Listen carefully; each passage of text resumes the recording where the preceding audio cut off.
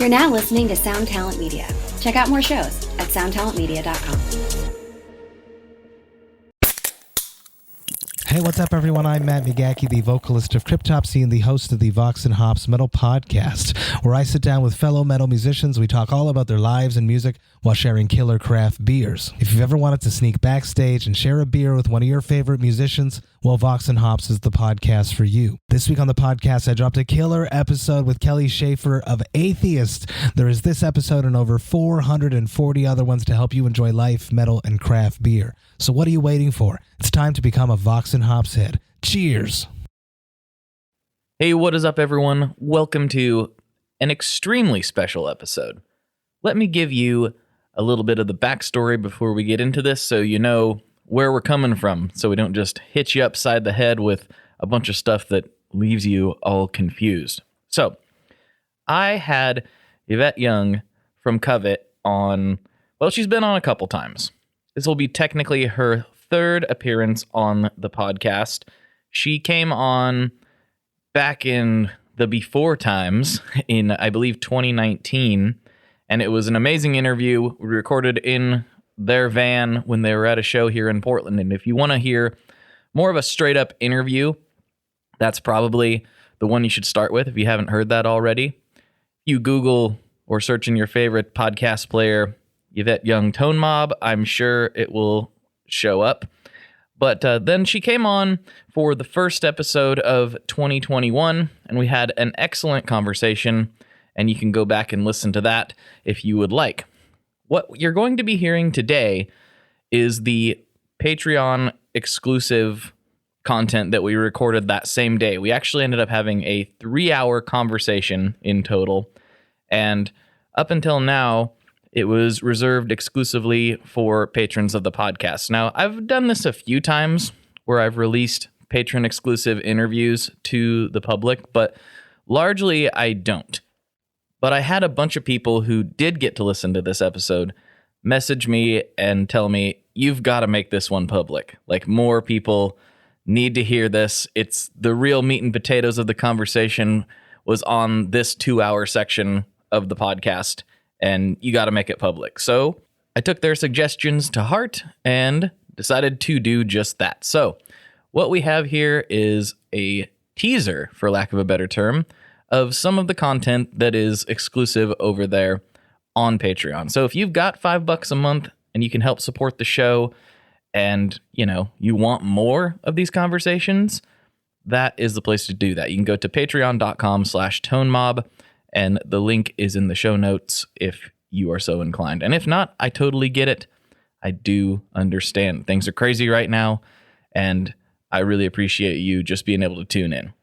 And since you are tuned in, and since you are listening, I want to give you a chance at a pedal giveaway that I announced on social media here recently. So basically, it's real easy. If you are hearing this, you have a podcast player going, and there's a good chance that you're already subscribed to the podcast. And all you have to do is take a screenshot showing me that you are subscribed and email it to pedalgiveaway@gmail.com.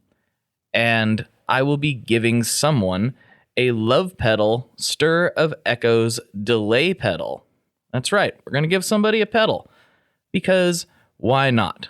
So on February 5th, I'll announce on social media who that winner is. I'm going to pick randomly from that list of people who send me the screenshot. So if you are subscribed, then go ahead and screenshot that, email it to pedalgiveaway@gmail.com, and I will be randomly selecting someone to get this pedal out of my personal pedal stash. This isn't sponsored by Love Pedal or anything.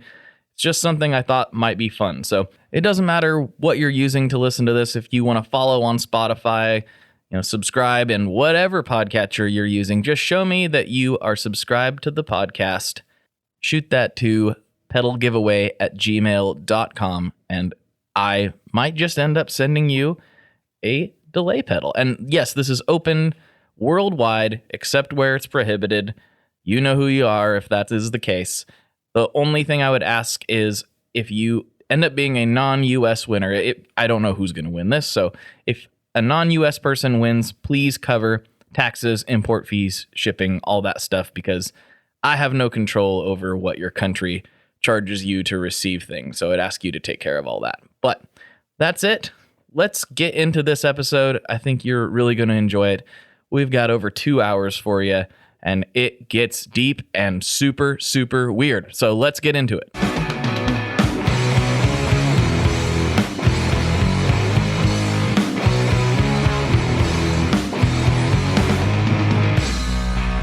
All right, welcome to what I call the cool kids table, because this is only for cool kids, as far as I'm concerned. Okay, I'm going to go ahead and see myself out then. No. No. You are one of the cool kids, I've decided. Oh, shoot. As the primary cool kid of this high school, I've decided that you're invited to the party. Oh, sick. Ha. I brought Mike's Hard Lemonade. Yeah. Yo, Sean, she brought the lemonade.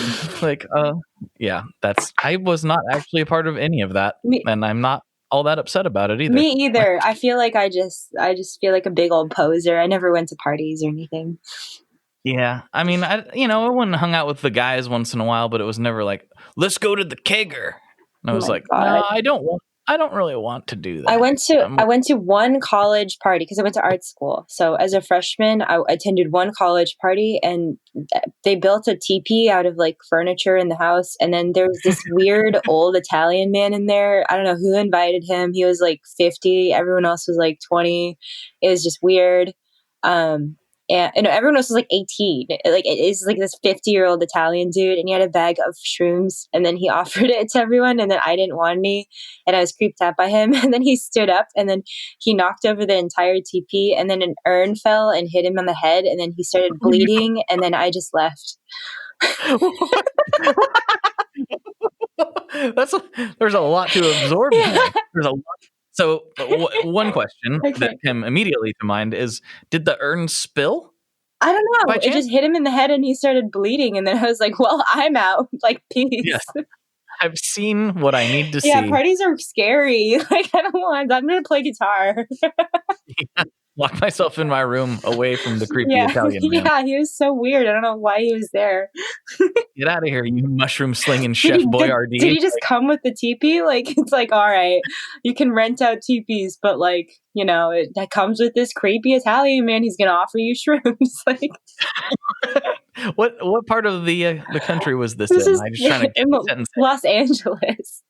Well, of course it is. Why wouldn't it be? Good old LA. You can always count on them for an unexplainable time. Yeah. That's for sure. Yeah, definitely. Not a dull moment. Yeah, I don't think I ever ran into any of those situations. There was a time at NAMM where we were watching a bunch of people in the parking lot, like doing ninja kicks at each other. It was really weird. We were standing up on the balcony and we were like, we were kind of egging them on, to be honest. We were like, woo, yeah, fight, woo. But we didn't really know why they were fighting.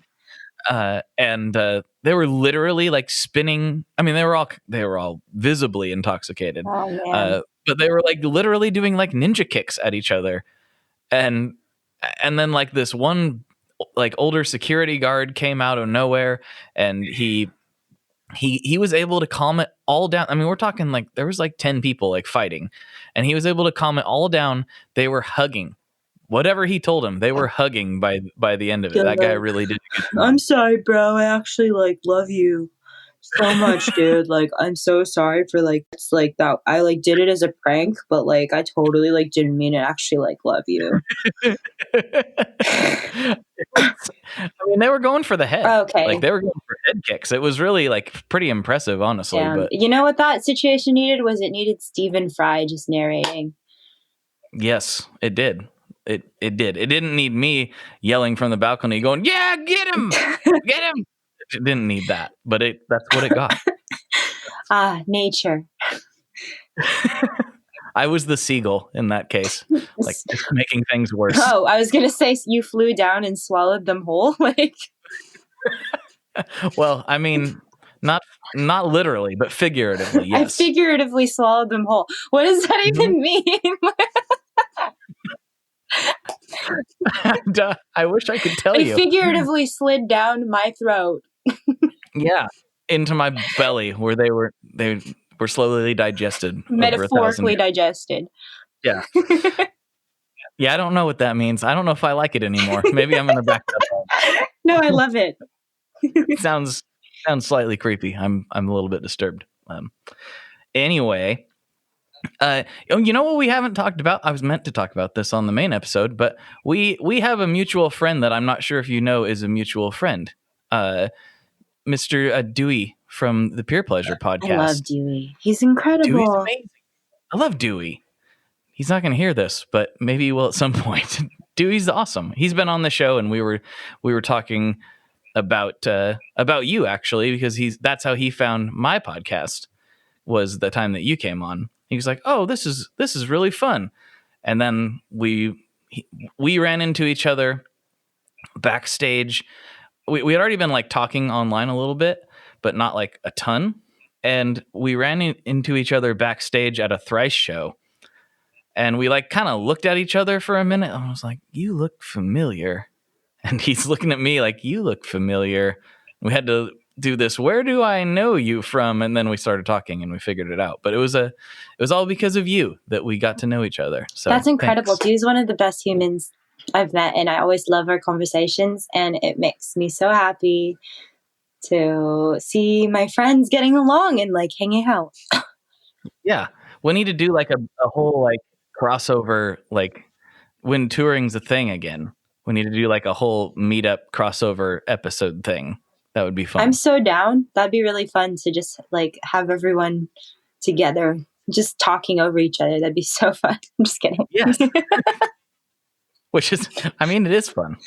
We wouldn't have figured out my metaphorical, people eating thing without it. So, which is what everyone needs to hear about for sure. So sometimes on this section, I like to talk about other things. Not that we didn't, go off into the weeds a little bit, but I know music's obviously very important to you. It's very important to me and everyone that listens to this show. But I don't anticipate that you're super one-dimensional. Like, what else are you into? What else gets the motor revved up? Recently, I've been like running. I hate running, but to me, the value in it is that like I'm pushing my body to do something that like, I don't know, like okay. To me, running is a lot like guitar. I was just talking to my friend at Vox about this because he runs too, but basically, guitar is one of those things where you put in the time and you will see improvement. And the same thing applies to running, I feel. Like, I actually watch my body physically change, and I watch my endurance go up in terms of mileage and time. And I think as a control freak, I enjoy that, like, immediate payout. Like, I enjoy being able to control, like, to see that, like, yes, I put in the time, and for sure, every single time I'll improve. So I've gone into that. I got a little bit into boxing just because it was a form of therapy when I was going through the rough crud that was happening. And I like visual art, but admittedly, I haven't had as much time to do it. But I do really adore drawing still. Yeah, what's so funny is I feel like music and visual art have totally swapped roles in my life.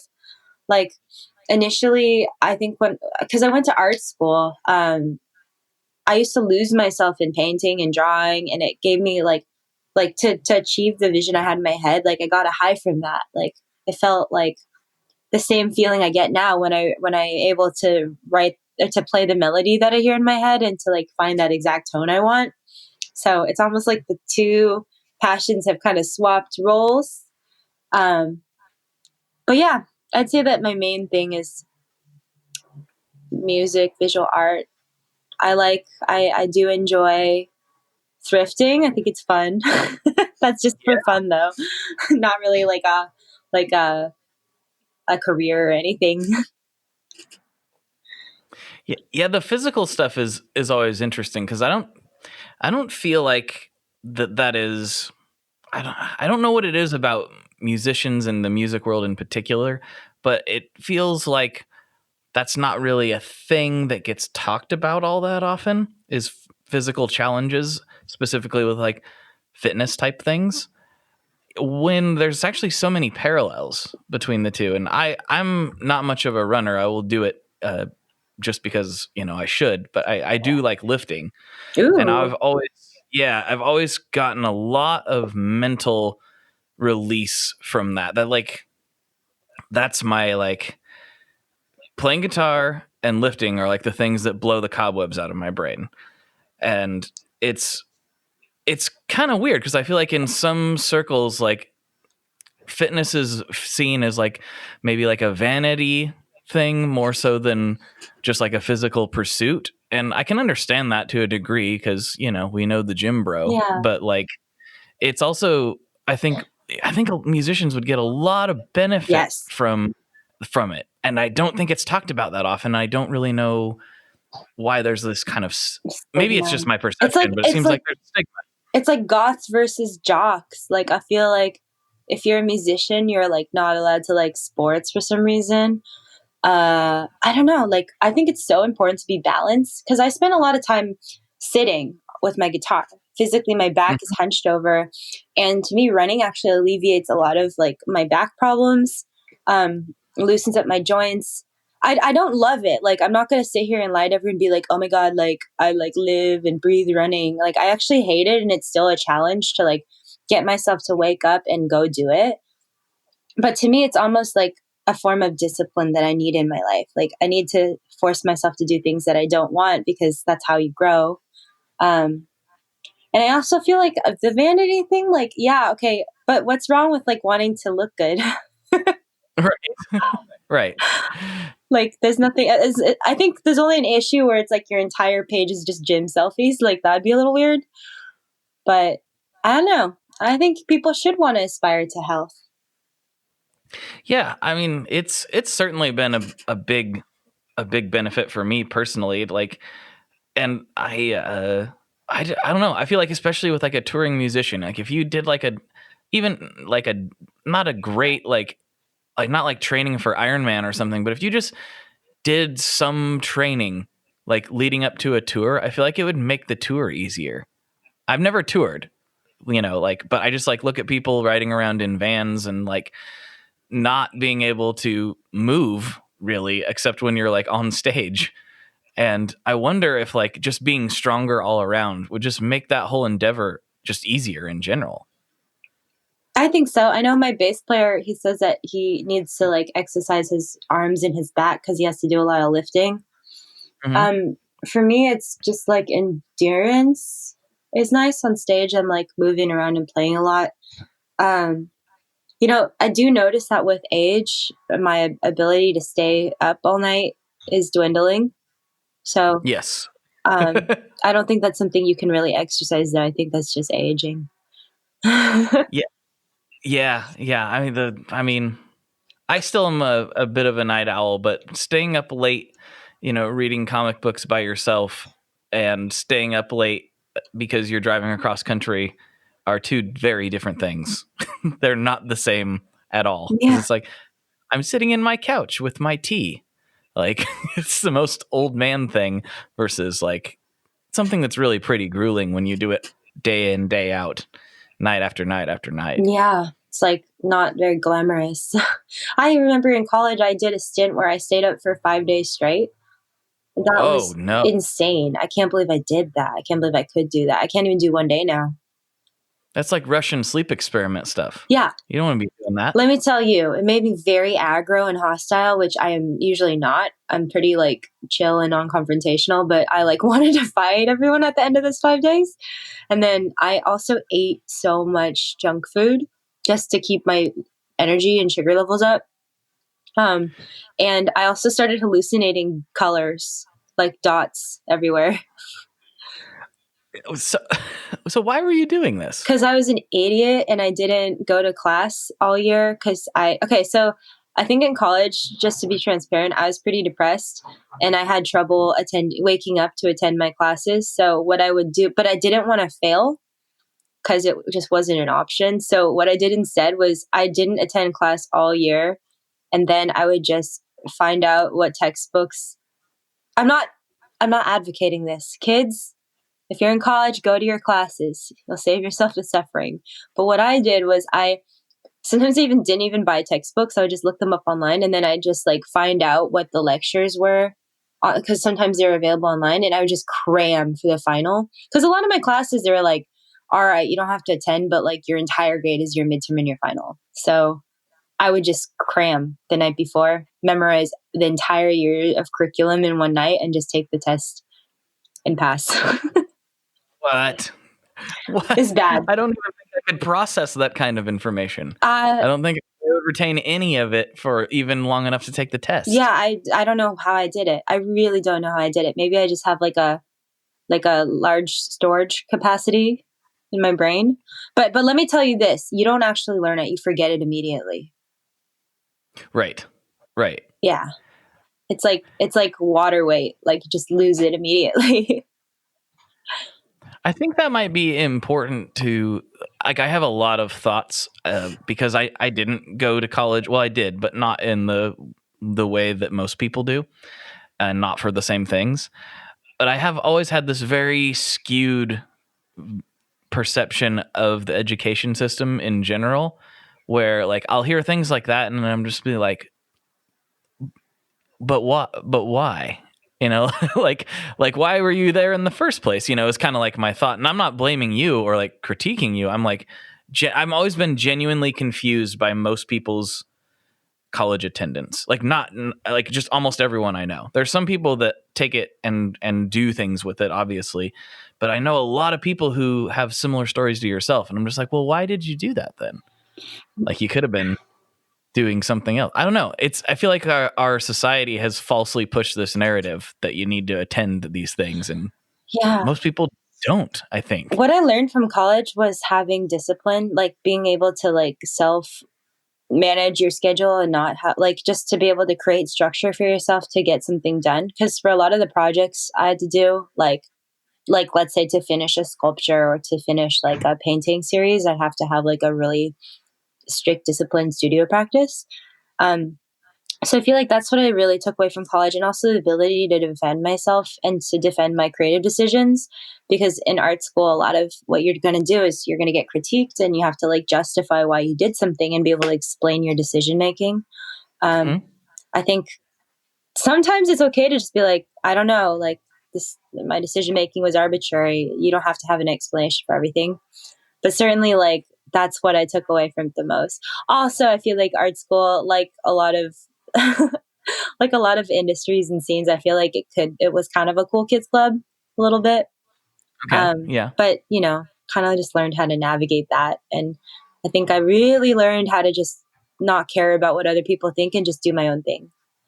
Ooh, I like that. Well, that's definitely a benefit. Yeah. If anybody can ever get that in whatever way they need to get it, I think it's beneficial to a degree. You know, like obviously there's people who quote unquote don't care, and they're jerks because they have no empathy. But that's not what we're talking about. You know, it's being able to have the wherewithal and a certain level of courage that it takes to kind of blaze your own trail, because you know that's not what society or the mass education system really presses. So it's cool that you got that out of it. That's why I wanted to ask the question, because I'm always curious what, you know, because I've always had like I said, this skewed viewpoint of college in general, and I've always been like, why? And some people have really good answers like yourself, so that's an interesting perspective. Yeah. And ultimately that piece of paper that you get at the end of college, like even if you don't necessarily like get a specific, like you're not doing, like I'm not doing what I studied in college. I double majored in visual performing arts education and fine arts. I thought I was going to be an art teacher, and I was for a little bit. I thought I was going to be showing in a gallery, which I never got to do. But now here I am just playing guitar, just rock star burnout. What up? I'm just kidding. You look so burnt out. Oh, you look yeah, totally just haggard and just at my wit's end, just a husk of a person. Yeah, totally. Everyone thinks when they see you. Totally. Yeah. Yep. This behind the smile lies pain. I'm just kidding. No, but like I think that piece of paper is so important because it does earn you like upwards mobility. Like when I was applying for jobs, having a college degree did help, but it's not everything. I think especially, it's almost like being on a label or something. It gives you legitimacy, right? And it makes you look like you have like authority, but it also isn't everything. Like, having a label doesn't mean you're, not having a label doesn't mean you're not going to get the same touring opportunities. Yeah, I mean, that's been a big thing. So I have this chat going where people can text this number, and I know that like other people have used this as like just like a marketing thing or whatever, but like I use that as like a real like conversation between like listeners of the show and me. Like yeah, I send out like broadcast things that to the whole like list, but then I'm in there like talking back and forth with all the people who reply. So it's a lot of fun. But one of the big things we've been focused on, especially based on some of the conversations I've had with some recent guests, is like exactly what you're talking about. Is like, are labels necessary? Do we need labels anymore? And like, what purpose do they really serve in this digital age? And, there can be different scenarios where they're helpful, but I think for most independent artists, like most people are coming back to me with like a no. What's your viewpoint on it? Sorry, what can you phrase like the exact question again? Well, I guess I made it the longest winded version I possibly. It's okay. So like basically, do you really see the benefit for like an independent artist like signing like a 360 deal or something with a label these days? Because I don't really, but I'm always interested to hear others' perspectives. So my advice is like, honestly, utilize, like, a lot of people are curmudgeons about social media and stuff. And yeah, I get it. You know what? If I didn't do music, I would not have a social media, because to me, it's just noise. Like, it's a distraction. And I think I don't necessarily feel this, but I do feel like it creates a lot of like, unhealthy expectations for people. Because a lot of people do compare themselves to others. And I think it's important to develop your own practice and not really compare yourself to others, but rather your past self. I think that's been the key to my happiness and my mental health being on social media. But yeah, I guess I think you gotta get on social media and utilize those resources, because it's like a really easy way to like just spread the word about something. Like fun fact, I didn't make Instagram for myself. My art student at the time called me an idiot for not having one, and she like made me an Instagram account. And I remember just being like, no, like MySpace or die. Like, but like, the first day I posted like a piece of art I did, and then I started posting guitar videos there, and just like blew up into the thing I have now. And it's great to be in a good position with like having a large audience online, because then you have more leveraging if you do choose to pursue a label. We chose to pursue a label just because we wanted to see, like, we thought maybe it would give us like legitimacy for touring. We get tour support. And we just want to see what it would be like to have like even like a bank to borrow from for music videos. And so far it's been pretty good. We did comb through the contract with a fine, we did look through the contract with a fine-tooth comb. And we had like lawyers read it, and we were able to, like, because of the social media following that we did have, or that like I had at the time, I think we were able to leverage a lot of things, because it's like, well, why should we let you have this when I could just do that myself, So I think the more you utilize resources and have like a massive following yourself, like it's easier to find a way to not get screwed over in contracts. Like, okay, fun fact also, we've never, this is a really lucky, fortunate position to be in, but we've never like owed the label money or anything. And we haven't been screwed over where it's like, we don't know where our money is going. Like, I think a lot of my friends in bands were signed to some labels that didn't do honest reporting. So they, at the end of 2 years, they get a check for $2,000 split amongst 5 members for like a record. They're like, where did all the money go? Like, how come we sold so many copies of it? How come we're only getting $2,000? And there was no like record of that or anything. So I think also like asking for transparency is important. And yeah, we've never borrowed money or anything. We've always had the money to do our own music videos just because we're like really, we try to be smart about how we spend stuff. So that's helped a lot too, because the label's like, all right, like I can just give them this money and it'll come back. Right. I think that is really important. Now, admittedly, like I've gone on some rants, as much as I talked about not trying to rant in the past about like where I'm like, I look at it through this kind of weird lens, right? And I know it's not exactly the same thing. Like creating music and creating a podcast they're not the same kind of process, right? So obviously I think music is more important myself, but that's just my opinion. But as far as like getting people to pay attention and getting people to dedicate time to it, it's in this kind of digital world that we're living in, it's the same thing in my viewpoint as far as like the actual consumption of the medium is concerned. In fact, with Spotify pushing more and more and more, they're even on the same platforms now, oftentimes. So my thought process on this has been like, well, you know, I am very, very, very, very far from the most successful podcast in the world, but I have been able to make it, you know, largely what I do for a living. And, you know, most shows can't say that. And most, just in the same way that most bands and artists can't say that. And that doesn't make one, you know, like more valid than the other. It's just like, I think that's most creative people's ultimate goal is to like whatever creative thing that they're trying to do, they would like to do more of it and preferably do it full time to some degree. Yeah. And so I've kind of viewed it as like, well, I haven't needed I've had no support, you know, I've done this all by myself. You know, I've had the support of the guests that have came on and then like promoted it to their people. And that's been a huge thing. But like, I haven't had some label backing me or some sort of money machine behind me, you know, trying to push this thing into being illegitimate. And so sometimes I think of bands the same way, and I look at guys like Chance the Rapper and, you know, a lot of hip hop guys like kind of go their own way. And I'm like, well, do we need this anymore? Is always kind of my lens at which I'm viewing it through. But all that to say, the fact that you paid attention to the contract is, I think, the most important thing that you could have said. Because if you are going to go down that path, using Chance the Rapper again as an example, apparently him and his manager had a verbal agreement and now they're suing each other or whatever. Yeah. Like, don't do that.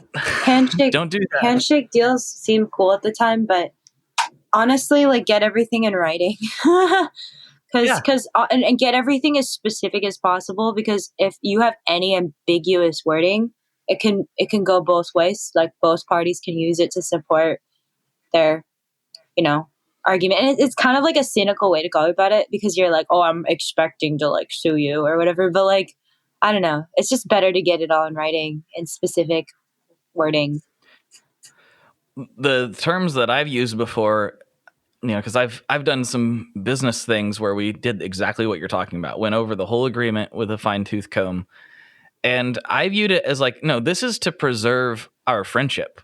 Like, because once you start getting money and business transactions involved, that causes family and friends to have problems down the road. And if it's all in writing and it's all very specific, like you just said, then there's no confusion. There's no like, and you went over it, you know, together. Then there's no like, well, you said this. It's like, no, we went over this together. We talked about this specific point. We signed it. And then it never really needs to come up again. It's just like, this is what we agreed to. And I think I view it as like, it can preserve good relationships, I think. I think so. Yeah. It's working with your friends is scary. But like, I think it can work. There can be a healthy way in which it works. Establish everything at the get-go. Like, one thing that I've had to learn in just running a band is it started as a sort of casual thing where there was really no like clear hierarchy. And I don't mean hierarchy in terms of like, you are my subjects and I'm the ruler, the band overlord. Like, I don't mean it like that, but I mean like, More so, our relationship starting out, because we were just a band that jammed in the garage for funsies and then got burritos, haha, California swag. Um, I think there was just no structure, and there is no clear distinctions of like the roles that we have to serve. And I think one thing that I've learned with time is to dictate clear roles, and also to make certain things just like rules. Because when things are not like a job, you can keep it casual and just not have clear roles delegated. But now that we're a business, we have to run it like a business. And I've been trying to figure out this balance and like how can I like delegate clear roles and so that I don't have to do everything myself, and how can I make everyone feel like they're being paid equally, and like yeah, how can I keep everyone happy running this business? It's like a perspective change. It's like a mindset change that has to happen. I think. Yeah, go ahead. Sorry. Go ahead. Oh, I was going to say, I think it's really important for artists. I mean, I know it's not sexy, it's not the part that we want to think about when we're talking about creating and the things that we love about it. Right. But I think it's really important that artists, because they still in 2020 are making bad business decisions largely. Like, it's really upsetting. Like, we all know that Elvis got screwed over by his manager, right? We all know these things. We all know the horror stories. We've heard, however many behind the music tales where things fell apart because of a bad or misunderstood business deal or business transaction, whether that's between the members or whatever. I think bands and artists in general need to view themselves as a business, because you are. Yep. You are a business. And so that's not to say you got to like, quote unquote, sell out, bro, and change your art to be some sort of corporate thing. That's not the point. It's just be responsible, and it will save you so much headache in the future. Yeah, be responsible and then stick to deadlines. Like, I think one thing that frustrates me to no end about musicians, just not to generalize, but I feel like a lot of them don't have a sense of urgency and like aren't good with deadlines. And I think, yeah, that's the one thing in a band that's like really important, is meeting these deadlines. Cause it's like, it's not just you meeting the deadline. It's like so many things are dependent on you meeting the deadline. And if you push this one thing, then other things have to get pushed too. And everyone on your team's planned for everything to be released this day, but now they have to like, it's just a chain reaction that gets set off. That's annoying. Yeah. Yeah. And it can have like a bigger impact than what it might seem. Mm-hmm. It's like, oh, this part didn't get recorded, or this merch item didn't get made. It's like, it seems like a little thing, but like you said, that chain reaction causes it to boil over, and all of a sudden, Johnny, the tour manager or whoever, is now having to like work till 2 a.m. to find a new source for the thing that you should have already figured out 3 weeks ago. Yes. And that's, yeah, that I think I hate to generalize, but I think everybody knows where we're going with this. I think musicians sometimes don't understand that sense of responsibility. Yeah. And it's also like, I don't know, not everyone, but I feel like there's this attitude of just being really self-focused. Honestly, like the album wouldn't have gotten done, like Technicolor wouldn't have been finished if I hadn't just buckled down through, even though I didn't want to write, I delivered it stapled, double spaced, Times New Roman font, like on the desk. I delivered it on time because I knew that like it wasn't just me.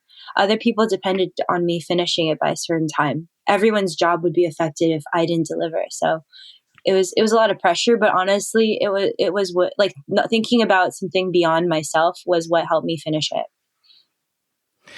Yeah. And I think that maybe like what you were talking about with your college experience, it had to have helped with that. And then me, like, I got the same thing from the jobs I had. It was like, yeah, this tractor needs, all the hydraulics replaced in it by Thursday.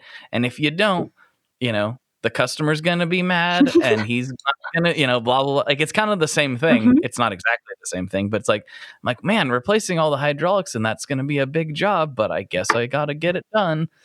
If I don't, then I guess I get to find a new job. It's kind of how it works in the real world, I guess. Yeah, no, exactly. I think like going to college and having like a job really helped me learn, like solidify these skills. I don't know. Deadlines are not suggestions to me. They're actually deadlines. And there's a few cases where you can like make a case like, all right, can we like extend it? But it has to be communicated prior. Yeah, that you're just making me think of the deadline I set for myself with my text people. I have to have an EP recorded by February 28th. And I'm like, oh no, what have I done? Why did I do that? No, man, I set a lot of arbitrary deadlines to get myself to finish things. So yeah, I think it's a cool trick. It's what I realized I had to do. Cause I mean, what we were talking about on the main episode where I was like, I just noodle. How do I make myself right? And that, I think, is the only way that's going to happen. So we'll see what happens on February 28th. Yo, I don't know. You know how you say you noodle? I actually have this system where I have like a 10 riff capacity rule where I have like this whiteboard on my room and I have all the riffs I've ever written listed on it. But as soon as I reach like 10 or 15, I kind of like, I don't let myself write any new riffs. I have to turn them into songs. Do you have to turn them into songs or decide that one we're not going to work on anymore? Yeah, like I choose ones that have potential or ones that actually can be put together somehow. And then I have like my song structures on Post-it notes and I kind of just rearrange. I have like, I called every riff something like bouncy riff, dancey riff, like fuzz, doom riff or whatever. And then like I arrange them into like what I think could be songs. And then like I put one pile where things could be songs and one pile is just like, I'm going to throw these away. And then I just, from that point forward, I just wake up every day and I force myself to expand on an idea and turn it into a full song. That might work. I've never really considered it. It's like an organized system so that you can see what you have in front of you visually. Yeah. Yeah, I don't have a system. That's probably part of the problem. It's probably a huge part of the problem, to be honest. Could also be liberating. I feel like the only reason I do it this way is to keep organized because I have deadlines to meet. But like, if you don't have to, then like, it's fine to just be in like, just to make riffs all the time. But like, if you wanted to meet your February album deadline, like it would be a fun way to challenge yourself to like, I got to finish these riffs. No new riffs. Yeah, I need to try something. All I know is like, to me, and this isn't necessarily 100% true, especially depending on the length of songs. But for me, an EP is at least 4 songs. I think 3, I will not have cut it unless it's like that third song is like 12 minutes long. Then I'll be okay with it. But like, I'm like, I need to have at least 4 songs.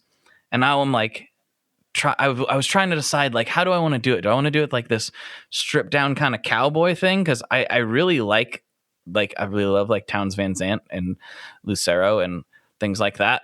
But then I was like, but that's not really what I play all the time. I usually play like really shoegazy, like weird drony stuff. And then I'm like, do I want to put vocals in? What do I want to do? I don't know. And so I'm like, I'm in this weird drift. And I kind of came to the conclusion of like what I told all the text people is just like, no genre, no constraints like that. Just whenever I think the song needs to be, that's what it's going to be. And I'm not going to like pay attention to whether it fits as a whole, like to an album, which is, what a producer would be for, but I don't have one. So we're just going to kind of vomit it out there and see what happens. But I really did. I put the deadline on it because I knew I wouldn't do it otherwise. I would just keep spacing out and go into the stars, man. Go far and beyond. But yeah, fun stuff. I'm excited to hear what you've been working on. Yeah, we'll see. I was really happy here. But yeah. I see what you're saying. Oh, I know something I wanted to ask you about. I should have asked you on the main episode. So obviously you can sing beautifully. Oh, thanks. And I mean, I didn't know that because I hadn't heard any music with your vocals prior to like some of the newer stuff. Was that a big shift for you mentally to go from like, okay, I know I'm known as a guitarist, but I can, and people know that you can play piano too. Obviously, it was your first instrument. Was it weird going to like, okay, I am going full like front woman vocals, everything? Like, was that a weird shift mentally for you? Uh, so I had vocals in like all my old acoustic stuff. And I had been writing stuff with vocals, but I just never thought to do it in Covet. Because one thing I hated was how I feel like I didn't like how. Well, it's not that I didn't like it. I just was embarrassed whenever the focus was like female fronted rock band. Like I just didn't Right. want that to be our label, and I didn't enjoy being like the center of attention, because to me it was about like, okay, like close your eyes for a minute. What do you hear? You hear like three musicians cohesively playing together. It's not like me on guitar and someone kind of putting bass line on it and like drums 4/4 rock beat. Like, no, I think that like everyone shines. So I guess the reason why I was stayed away from singing is because I wanted to keep it strictly instrumental. I wanted to keep it so that if you closed your eyes and didn't know what we looked like, you couldn't tell that like there was a girl in the band, so that wouldn't even be part of the discussion. To me, it was just about the music. And I decided one day that I was going to sing because, quite frankly, the music needed it. Like when I wrote Parachute, when I wrote Farewell, I immediately like heard the vocal melody. I was like, oh shoot, I guess I gotta sing. Right. I can't roll that out. And then I was just like, you know what? I don't care. You can call us whatever. I don't care. I just want to make good songs. Like you can call us math rock. You can call us female fronted. You can call us whatever. I just want to make music that I think that sounds complete. Yeah, it's such a weird thing, especially in the rock world, and it's getting better. But Mhm. like, I don't know. There's this weird balance between exactly like what you were talking about, the mental state of like, well, I don't want to be, pushed or labeled as like, oh, we're female fronted, therefore you need to pay attention to us. It's like, no, we make good. How is that a genre? Like, I Right. don't understand. It doesn't make any sense, right? Yeah, it has nothing to And do with sound. but at the same time, I do appreciate like, and I recognize the value in wanting to expose young girls, especially, to like, no, you can do this too. This isn't just for dudes. In fact, look, some of the best ones doing it currently are girls. Yeah. Like they're like, you can do this too. It's not just for guys. So I can kind of see both sides where it's like, yeah, we want to push the narrative that this dude's party is kind of over. Like, and oh, sorry, I don't know. Sorry to interrupt, but I was like, yeah, like I'd love it to be not a huge surprise when it's a girl. Like I'd love it to not have to be this spectacle. Come see the woman play. Right. Like, like a freak show. Like, holy cow. Can we just normalize it so that we can just get over the gender thing and just like play. let's just play music. Let's just enjoy music. I think it's more of a problem in the technical guitar world. I think in like the indie shoegaze guitar world, it's like not a big spectacle, but for some reason the metal and prog scene just can't, like, I don't know. It's interesting. I don't really understand it. I mean, I think there's some level of like I look at my Instagram, for instance, and I'd be really curious to like compare notes on this actually. So I don't put anything out that's like really like dude centric, it's not like I'm like putting out videos of me bench pressing or something like, or like doing man stuff. It's all just gear and nonsense, but yet at the same time, I can't ignore the fact that 92% of my followers are men. And I don't know if that's just because I'm a guy and, we find our own, or if that has to do with the really guitar stuff is still mostly guys. I don't know. Like, what do you see on your end, or do you have any theories about that? You know what I think is I've had a lot of conversations with girls, and because traditionally the gear world has been such like a dude fest thing, I'm not saying it's all dudes. Like obviously some badass women killing like the pedal scene and who are amazing producers and just know how to achieve like amazing tones as well. But I'm just saying in general, it definitely seems to be more of like a dude interest. For sure. and I feel like I've gotten feedback from other women, and when discussing this, that they felt like it was inaccessible to them. They felt like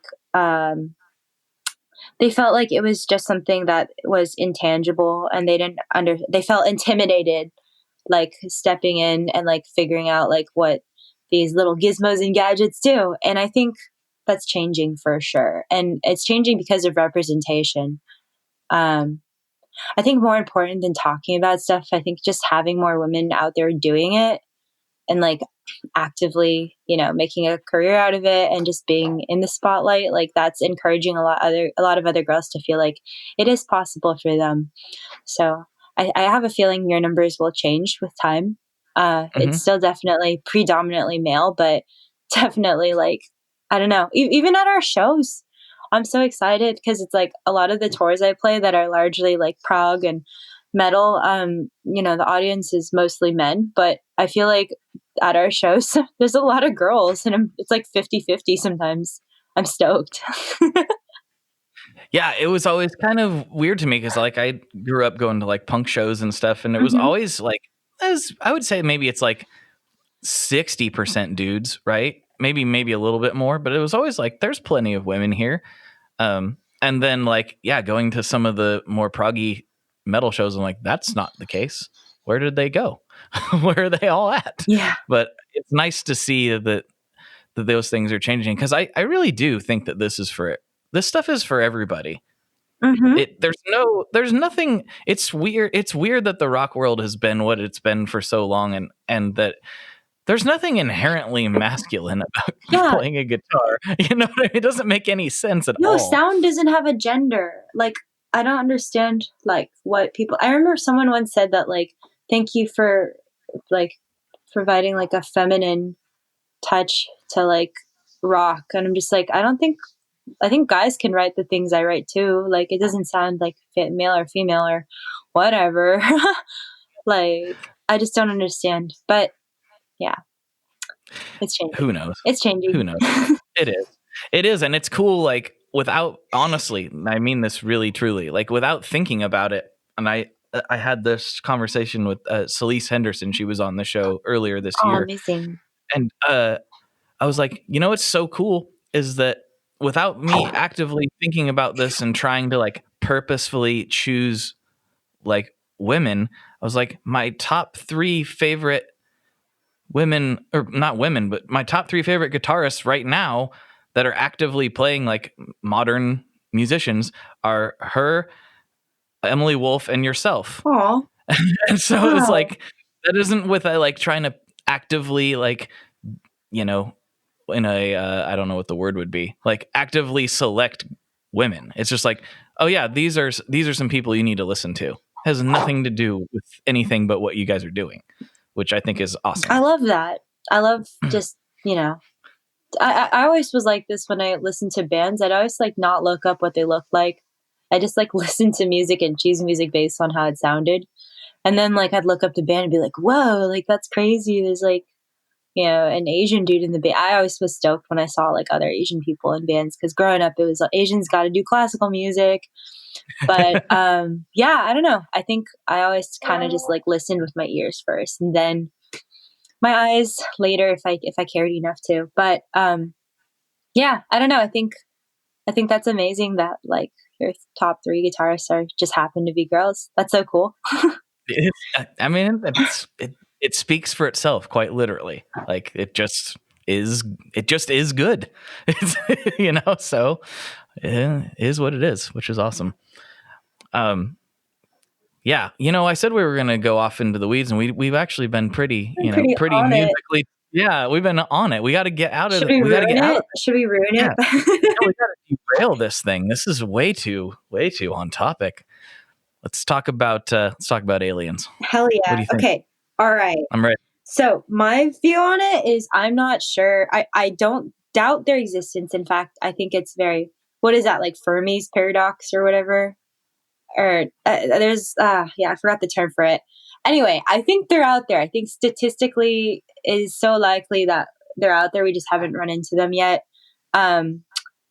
I don't like them. I don't like. I don't. So I used to have nightmares about like aliens coming into my window and like implanting things into me.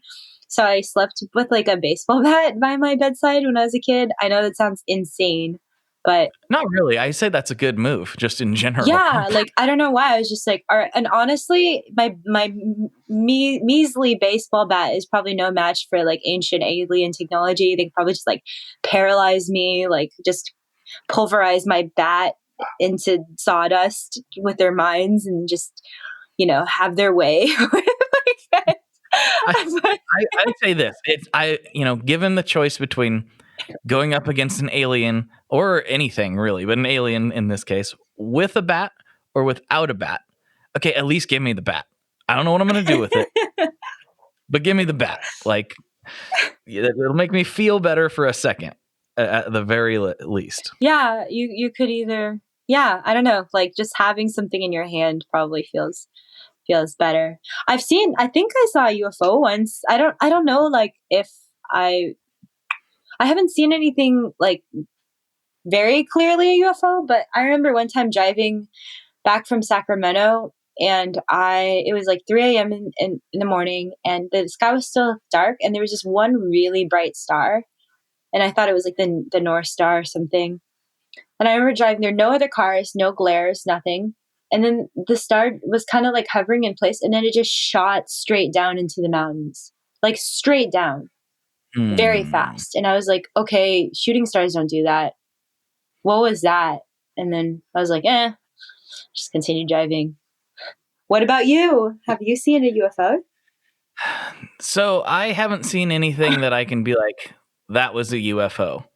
But just recently, well, a couple things. Let's back up a little bit. Since I do like to bring this up because I think it's fun to get everybody's take on it. I had Rob Chapman on, and that guy, he's seen him. You ask him, and he has seen him, and he relayed a couple stories on the podcast, which I thought was really interesting. He was very adamant about it, and I believe him. I believe he saw what he said he saw. Yeah. I don't know what it is. You know what I mean? Like I don't know what it is, but I believe he saw what he saw. Similarly, not too long after that, I was on the phone with one of my dudes, Jacob Adams. He runs F5 Metalworks down in Oklahoma, does a lot of pedal enclosures for the whole industry. Uh-huh. But we were talking, and it was kind of like, it was like 10 o'clock at night or something. And the sky was really clear out here. And I was looking at the sky and I saw what I thought to be an airplane. Uh-huh. I mean, it looked just like an airplane. Nothing weird about it. But then all of a sudden, as I was looking at it, it moved like instantaneously. Like I don't know how high up it was exactly, but like it was at cruising altitude, and all of a sudden it moved, in my viewpoint, like 3.5, 4 inches across the sky immediately, and then continued on a normal flight path and went behind a cloud. And I was like, it looked, it was like red and white. It looked like a regular airplane from the ground. It was just 2 lights up in the sky. It really didn't look weird at all. Not in the slightest. But all of a sudden it just went zip. It didn't make any sound, but it just like instantaneously was in another spot in the sky. And I was like, that's nice. Okay. There's no clouds except for the one it vanished behind after that. Like, I don't know what I just telling Jake, I'm like, I don't know what I just saw, but I saw something weird. I don't know what it was. Yeah, that was the strangest thing I've ever seen. And that was just recently. Wow. So that was my personal experience. The story that I find more interesting is one that happened to my dad when he was a teenager. Ooh. And he doesn't really believe, and I apologies to the listeners that have heard this story before, but I'm going off on it anyway. He doesn't really believe in aliens and whatnot, but he can't explain this and doesn't really talk about it all that much. But he was going horseback riding with some of his friends. I think he was like somewhere between like 13 and 16, somewhere in there. I don't know exactly how old he was, but old enough to like go away from the camp, from the main camp for the night and go with his friends and camp elsewhere, by themselves. And so they were out, they were were camped remotely. They were lighting a fire or whatever and getting ready for the night, and it was dark. And he said all of a sudden it was like somebody flipped a switch and turned the sun back on. Like it was daylight. Like he could see. That's so weird. Yeah, everything. And they're in the middle of the woods. So you could see everything clear as day for just like a few seconds. And then boom, it was gone. What? Yeah. That's bizarre. Wow. Yeah. So he doesn't know what it was. He doesn't have any explanation for it at all, but that's the story he told me. And yeah, he doesn't know. He has no idea what it was. So weird. It always happens like in nature, in the woods. I think it's because, like, you know, if it was to happen in the city, you might like be able to rationalize, like, oh, somebody hit me with a spotlight, you know, or something. But like when you're by yourself in the woods, there's no one else around. It's like, what else could it be? I don't know. Those are my direct family experiences with it. So, and I honestly don't know why I have such a huge fear of them. Like, I feel like even looking at graves makes me nervous. So I don't know, maybe I had a weird run-in with one a long time ago that I just repressed. I have no idea. I have a friend who's an amazing person, but he loves aliens and he says they're like nice and kind and very compassionate. I don't get the same feelings when I think about aliens, but I believe him. He said he has a book on like how there's like a million different kinds. There's like reptilian ones. There's like ones that look like Swedish Aryan people, like blonde hair, blue eyes. Yeah, I don't know. It's wild. Where's he getting his information from? geocities.com/alien. I'm just kidding. No. I think he has like a bunch of books on them, like a bunch of people who specialize in alien encounters and whatnot. What is pretty uncanny is like the how people draw the same things across the board. Yes, that is strange. Yeah. That's what makes me feel like it is legitimate, because people will not talk to each other and just have the same description. Yeah, and you know, if it was post-internet, I would still be pretty suspicious, right? Because like, oh, you could have heard this on some forum somewhere and, you know, twisted it into your own experience. But it's been this way for years. It's been this way, you know, for as long as anybody's been talking about this. Yeah. The similarities are very interesting, to say the least. Yeah. It's weird, man. It's weird. You know what? Another weird thing for their similarities is, I don't know if you experience this, but I get really debilitating sleep paralysis. And I'm like really sober. I don't do drugs or drink or anything. But during these sleep paralysis episodes, I do experience auditory and visual hallucinations. And I hallucinate sometimes these 3 hooded figures with like red eyes. Sometimes they have red eyes, sometimes they don't have any face. But they're like 3 hooded figures that just stand by me. And sometimes I can interact with them and they just like, I hear like radio static in my head. It sounds like flies buzzing or like a TV that's like staticky, but it's coming from like inside my head. So it's almost like, it sounds like there's like a glitch in my head where I can't hear anymore and it's just offline. But yeah, those are weird hallucinations that I've experienced as someone who gets sleep paralysis regularly. And then I remember going online and looking it up, and people see the same hooded figures. And oh yeah, people hear the same thing that I describe. I heard chanting once in a weird language. It was really creepy. Like, I wish I remembered what they were saying. But yeah, it's like, how come we all have these universal hallucinations? That is a good question. And sleep paralysis makes me a little bit nervous because I've never experienced it exactly. The closest I can come to understanding that same thing is twice in my life I've been very, very sick with like a flu. Oh, man. And well, this last one, there's a good chance it was the Rona, but you know, supposedly it was not here yet, quote unquote. It was last December. But listeners know I've talked about this. It was a terrible experience. My whole family got crazy sick with all of the symptoms. Wow. And I thought it was just a regular, like maybe more intense flu, but now in retrospect, it's like, well, that's probably not what that was, because that was one of the worst experiences of my entire life. Yeah.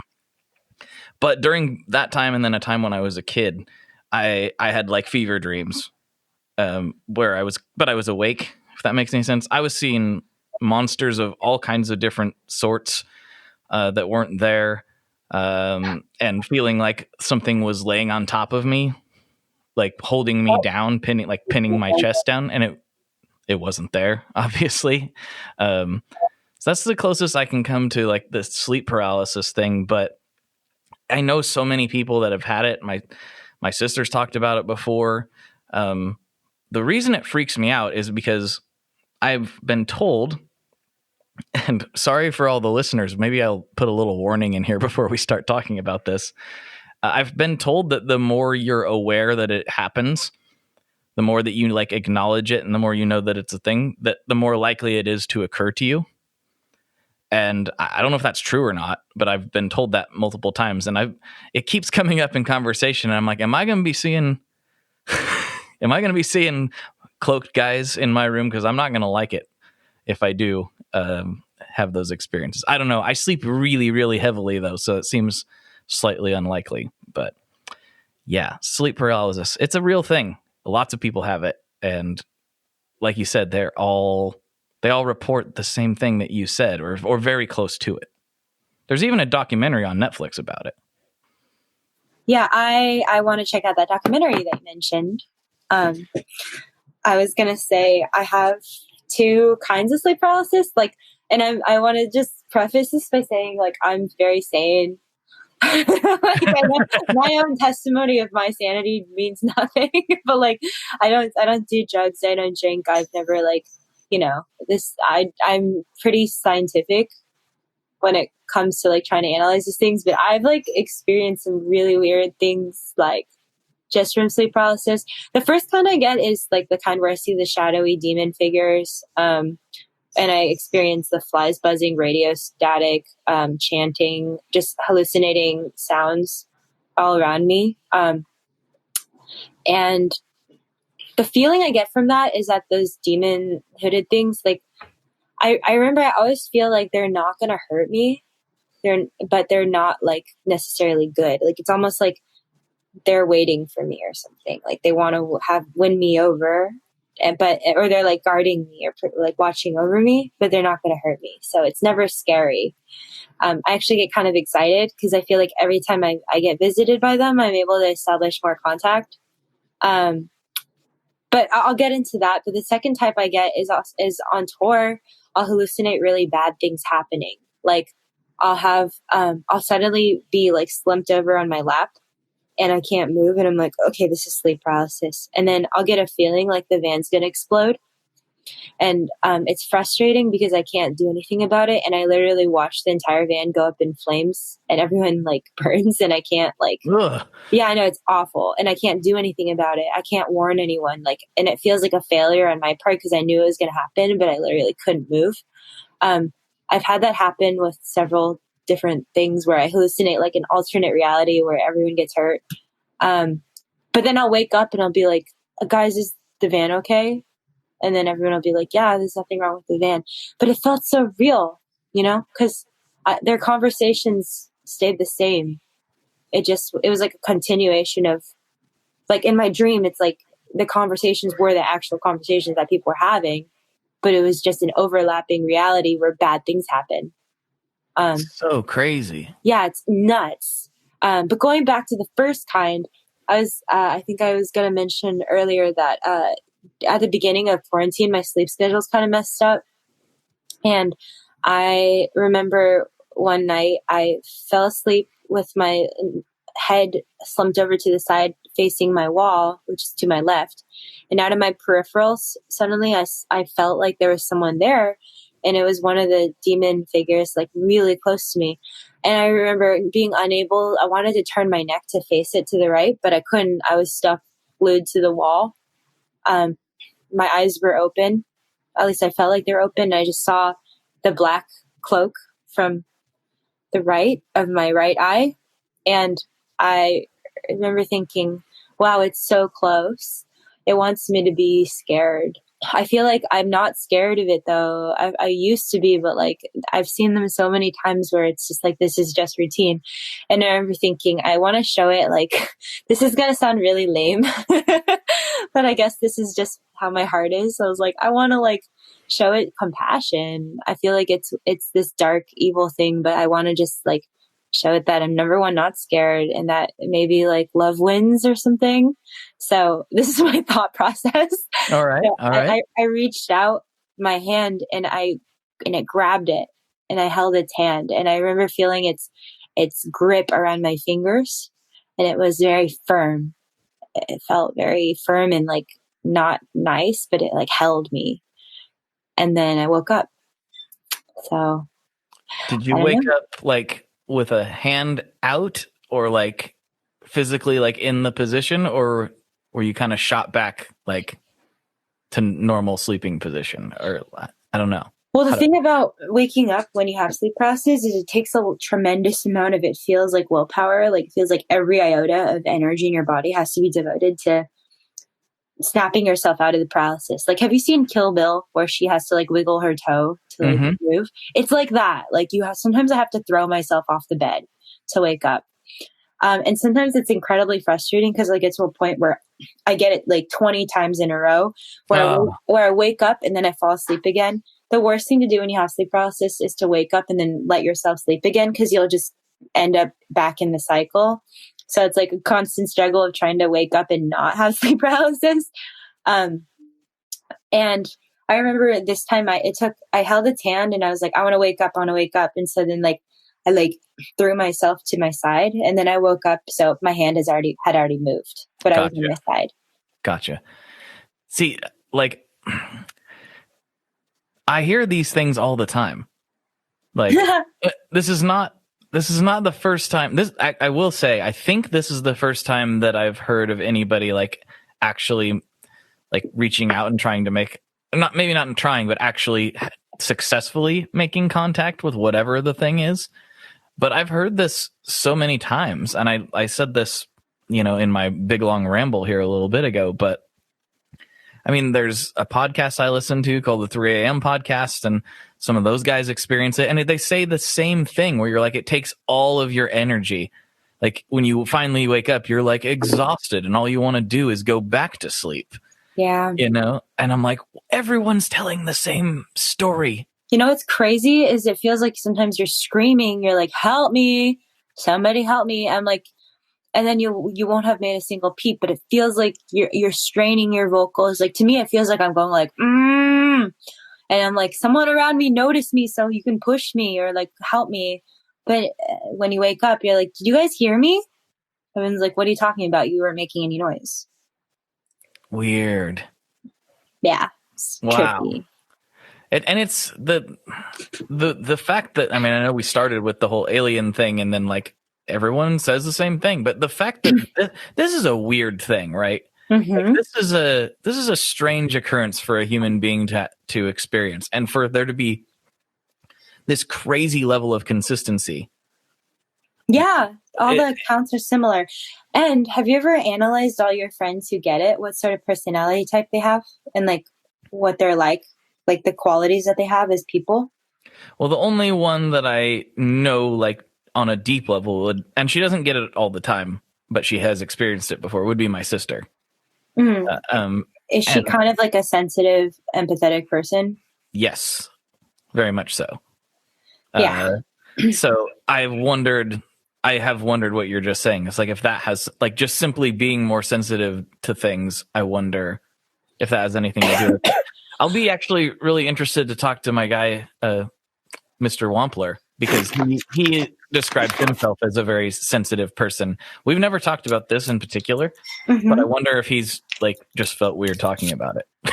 Yeah, maybe. I think some people feel crazy, but I'm like, you know what? I experienced it. It's my reality. I own it. Like, if you think I'm nuts, whatever.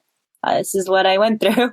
But yeah, I talked to a lot of my friends, and a lot of them are just really sensitive, empathetic, mostly female. people who get really crazy hallucinations and stuff. And it's usually people who are in kind of like a depressed state of mind, or like kind of like, I feel like I've gotten it the worst when I was depressed. And when my sleep schedule was very erratic. Okay. So that's when I'm more susceptible to it, which makes sense because on tour, my sleep schedule is garbage. And that's probably why I get it so much on tour. Yeah, it makes me like trying to think about like me. And it's like I think I said earlier, I sleep so heavy. Like I'm dead. Like like my kids will be waking up and my wife's like, I had to get up 5 times. How come you didn't? Like I'm like, I didn't. I was asleep. I didn't know. I literally didn't know. The other night, like we have this basket in our shower that is suction cup to the shower, and it's full of like bath toys for the kids or whatever. And it fell off in the middle of the night and just made this huge crash. Well, she is a light sleeper. She immediately wakes up, and I'm like, I think I hear it in a dream. I'm like, but it's loud. It was really loud. And she like wakes me up fully, and she's like, "Did you hear that?" I'm like, "Oh, that was real. I thought I dreamt that." And because I was going back to sleep, I thought it was just in my head. So yeah, I don't know.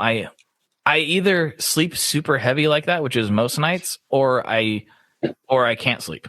There's not really an in between for me, and I think more people have that like in between state, and I think that's where these things tend to happen. Is the in between state? Yeah. I also read that it was like they were trying to study it, and it's like kind of related to narcolepsy, where it's like kind of like the same chemicals involved.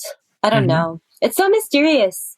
That's why I look forward to having it, because I'm like, I want to understand what's going on. Like, am I looking at like an alternate dimension? Is it like Stranger Things, where it's like overlapping this reality? There's like another reality. It is interesting that they make me feel like they're dark and they're just waiting for me, or like watching over me. I don't know. It's strange. Yeah, I mean that's what. It's so interesting about, quote unquote hallucinations in general. Well, that's not something I've really experienced, but in talking to people, like especially like in reference to like psychedelics and whatnot, it's like when they experience these things, they're experiencing them. So while they're not quote unquote real, in that like somebody who's not there in your headspace can't experience them, does that make it not real? I don't know that makes it not real. I think your reality is yours. Like what you experience, like we could all be seeing different things for all we know. Right. So, like, like color perception. Who knows? Maybe someone's green is another person's orange. Like maybe we're all messed up. So I think whatever you experience is your reality. Yeah. And that gets down to like a really deep, like weird level of thinking where like we all generally perceive the same things to be reality. We might perceive them to be like a little bit different, but we all perceive like a car to be a car. But I think about this, like this guy, I was working in downtown Portland years and years ago, doing like concrete repair and stuff. And this guy kept coming up to me, and he was obviously, in my eyes, a bit unstable to say the least. And he kept telling me, I wasn't talking to him, but he would come up to me like I had been talking to him. And he was like, "You don't know who you're talking to. I'm the president of the United States." And I was just "Oh, yeah, sir. Sorry. I wasn't saying anything." And he's like, "Don't you lie to me. You were, and it's like, at some level, like when people, have mental health issues, like we have to remember that what they're experiencing is real to them. Yeah. And that's hard for us to understand. It's hard for me to understand. Yeah. I think it's the key though to being a compassionate person is the ability to step out of yourself, your experiences and your perception of something, and trying to understand that to someone else, like their feelings and what they experience is legitimate. And all the advice you give them has to be grounded in the fact that like, you don't doubt what they're saying. It's a tough thing, because obviously there's degrees to which you can do that and accommodate, but then there's certain degrees to where like people are going to harm themselves in some way because their perception is off. Yeah, isn't that insane? I was just talking to a friend that like a simple chemical imbalance can cause people to like make a permanent, irreversible decision. Like to me, that's scary. And it can be really simple. Wow, this is a crazy thing, but it probably is really important to talk about. I was talking to my friend Ryan, who runs Fuzz Roche's pedals, and he was talking about when he was dealing with some, mental, like, I don't know exactly what it was, but some mental health, depression type stuff. And he was like, we were talking about COVID, but then we got into a different subject, and he was like, vitamin D, like, changed things for me on a huge level. He's like, I got tested because my doctor told me, like, let's check all the boxes, right? And he's like, I didn't just have insufficient vitamin D, I had like none. And he's like, starting to take vitamin D, it wasn't the only thing he had to do, but he's like, it made such a dramatic shift in his mood and like balancing him out. Like, wow, that's like a simple thing that's like widely available. And I didn't think about vitamin D's impact on somebody's mental health, but of course, like if you have zero, it's a hormone. Like it's crazy. And that is why nutrition is so important. That is why exercise is so important, because it's all about like regulating yourself. And sometimes your body just needs like an extra little push, because bodies are incredible. They just self-regulate. They self-clean, they self-maintain, but there are glitches, and sometimes we need to like supplement our bodies with things to give us a little push. But yeah, I feel like there's for chemical problems like that, like there's always a way to just like restore equilibrium with vitamins, with exercise, and just help and help. Yeah, having friends to talk to, having people to help you feel like your feelings are valid, and having a good support system. Speaking of like perceptions and like getting out of our bodies in some ways, have you ever done an isolation tank?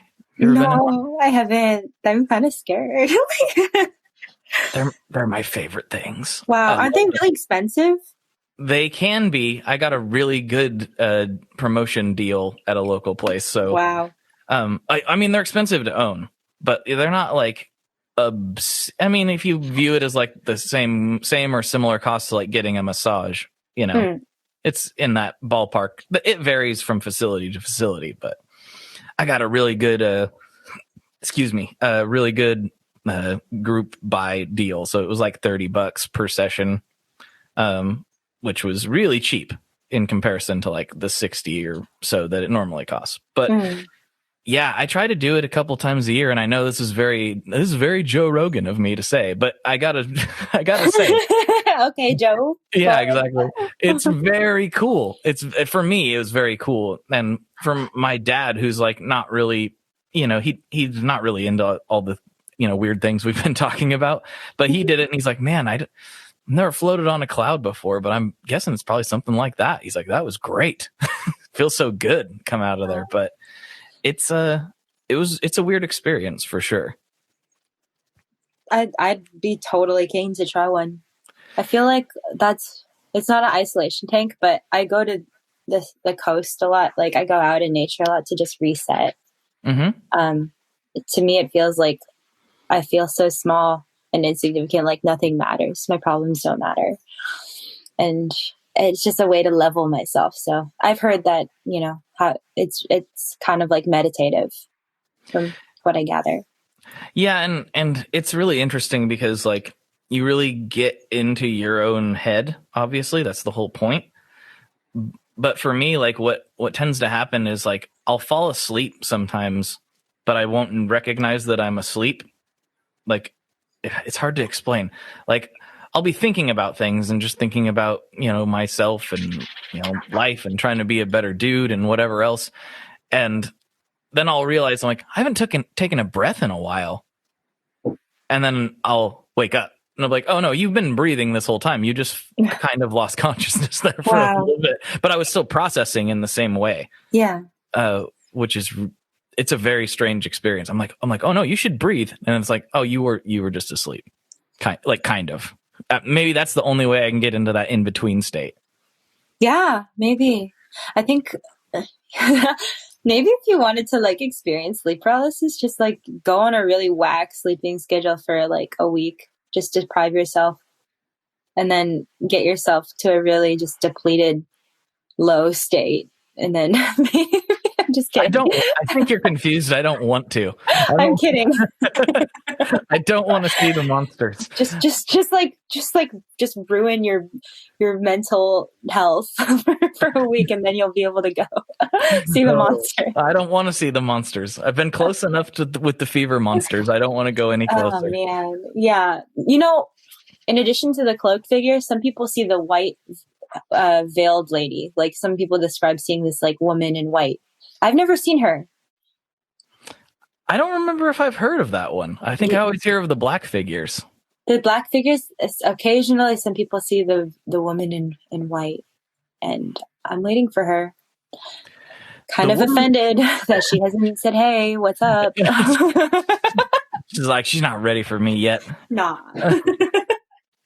The thing about woman in white, like stories, right? Mm-hmm. It's not just sleep paralysis. Like the woman in white appears in so many different cultures as like a specter type figure. Like there's so many different stories. And it's like, oh, and then this woman in white, like if you talk about some Japanese folklore or American folklore or insert culture here, they all seem to have a woman in white. Yeah. Which is really, again, talking about the similarities in stories. It's very strange. I just looked up woman in white supernatural Wikipedia. It says woman in white is a type of ghost or spirit that commonly kidnaps men or even children after suffering from love issues and committing suicide when alive. Interesting. I don't want to meet that lady either. Yeah, she sounds not chill. Yeah, that's I'm good. Lady, you can stay wherever. I'm not interested in you or the shadowy monster guys. I'm good. It's fine. The demon, the devil, the ghost, and the old hag. So I guess she's the old hag, night hag. Oh, that just has like a scary, like just sounds scary. Night hag sounds like a hag. crust punk band. Yes. Like, what's up, Billy? We're Night Hag. This is our song, Garbage Juice. Garbage juice. Now open up this pit. Yeah, go pick up our album. It just came out. It's called Beef Shredder. It's in the back. Yeah, anyway, 1, 2, 3, 4. Yeah. Out now on Garbage Plate Records.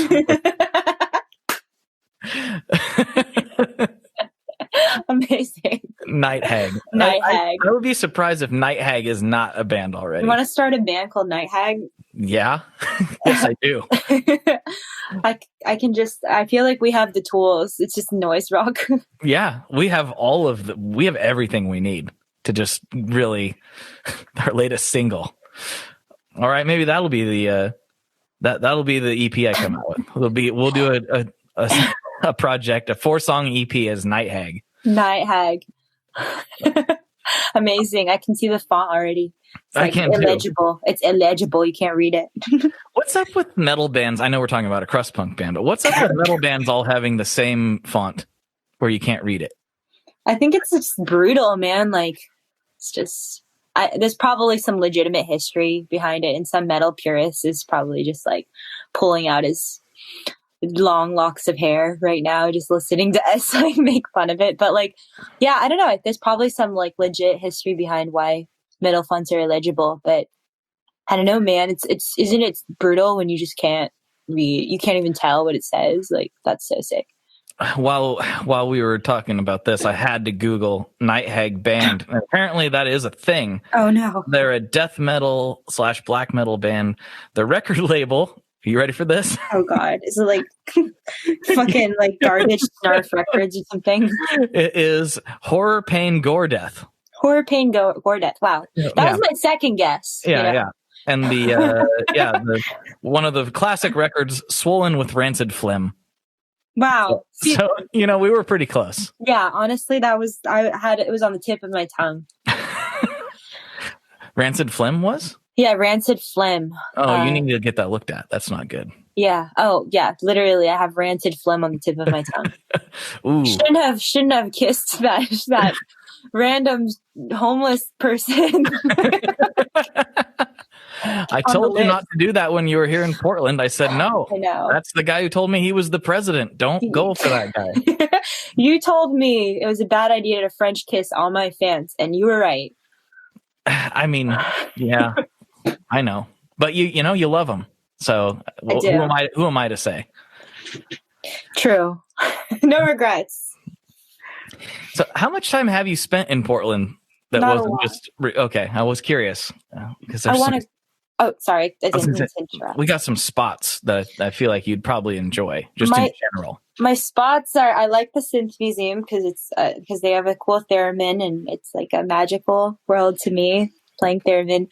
I really like House of Vintage. I go every time with my band, but it's like a huge warehouse and I love looking through it, but it's just kind of expensive. I feel like for what it is, but it's still fun to sift through. And I really like eating at Toast.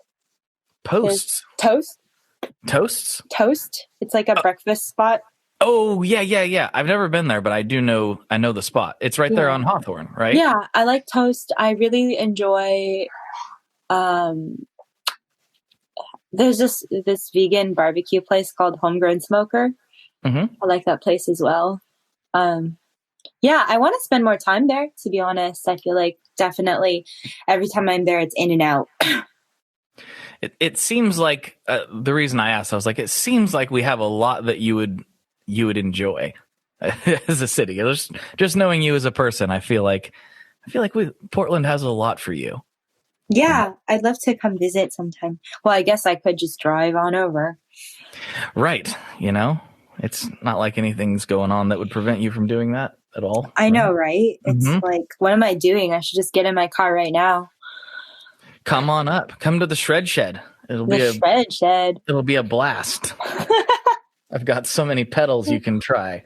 And maybe we can work on our first song for oh no, the band name was taken. Damn it. Yeah. Or we'll have to come up with like Red Cloak Eyes guy or Red something. Cloak Eyes guy. We'll figure it out. Yeah, we'll figure it out. So, I know something that we haven't talked about. You've toured quite a bit. You've had a lot of experiences. You've been all over the country in some way or another. You already told me about your wild time in college with the Italian man. But what about on tour? Is there any like, other than recording with some creep in the back of a van in Portland, has there ever been any like crazy things that have happened that you can talk about? Gosh, yes.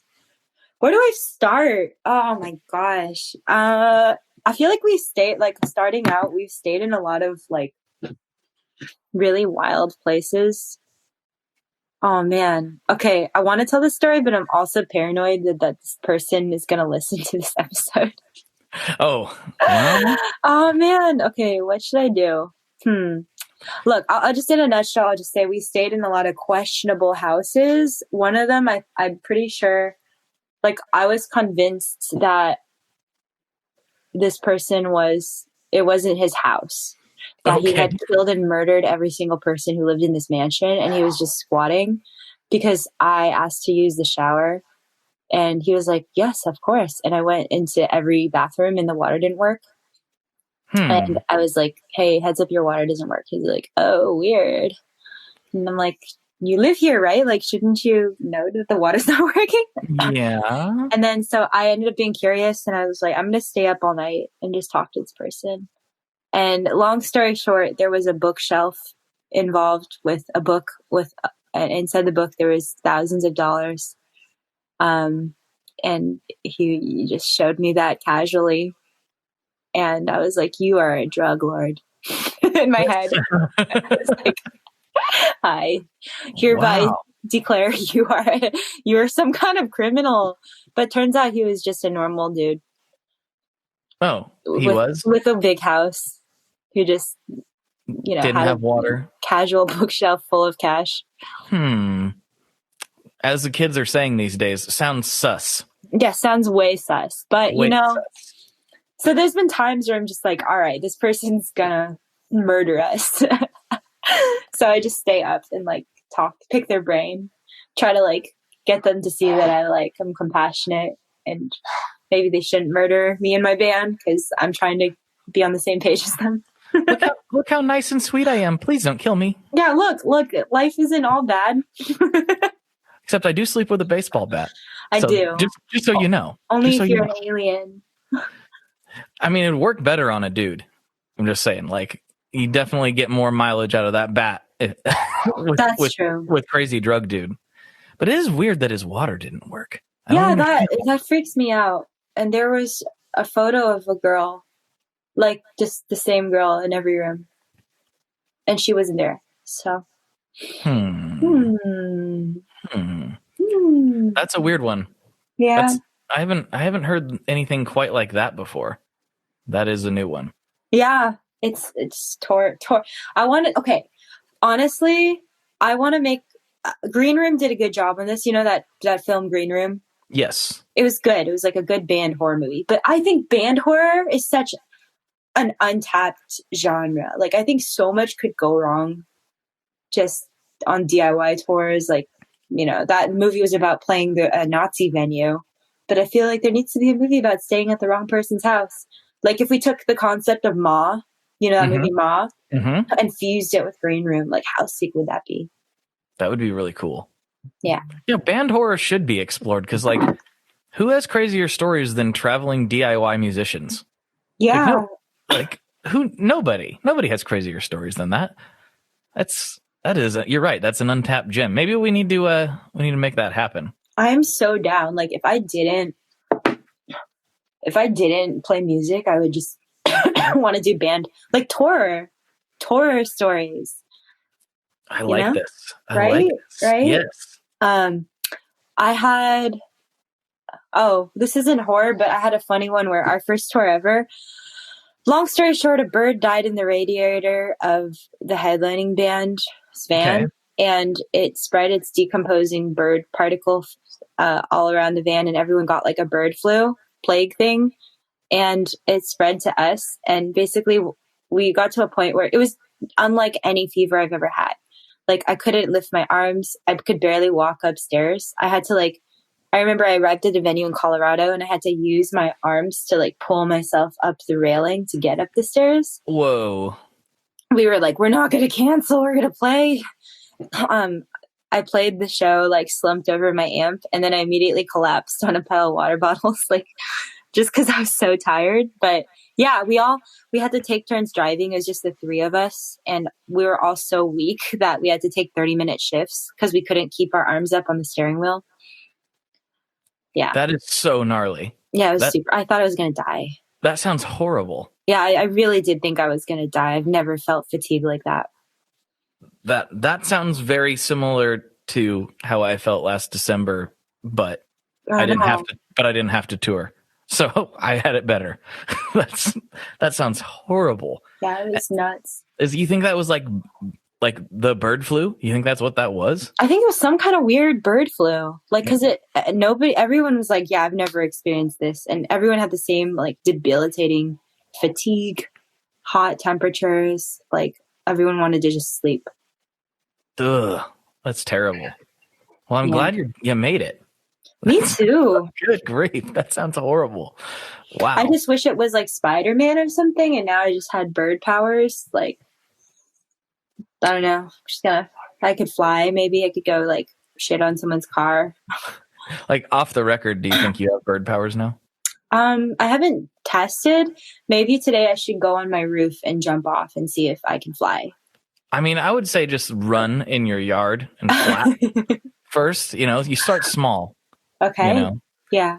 That's my recommendation. I mean, you are around a lot of birds, and they should be able to give you pointers if you do now have bird powers. Yeah, I don't think they respect me enough to give me pointers.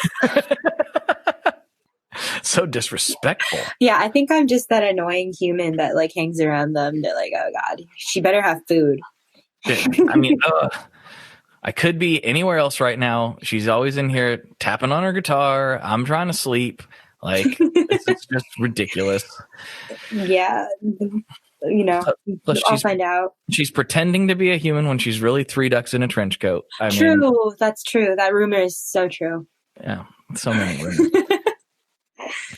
I hesitate to like ask this question a little bit because I know that like it's not good to spend all your time in the comments, but I know that you've spent a little time in the comment section, as we all have. Mm-hmm. What's the weirdest thing you've heard about yourself? You're like, I did what? Oh man. Okay. Well, if you don't want to answer that, that's cool. Because I'm sure there's some creeps out there. No. It's totally fine. So the thing that happened to me last year was awful. Basically, dude in a band lied about being married. And we dated for 6 months. And the entire time he had a secret, like he had a wife. He told me that they were divorced, but they were not.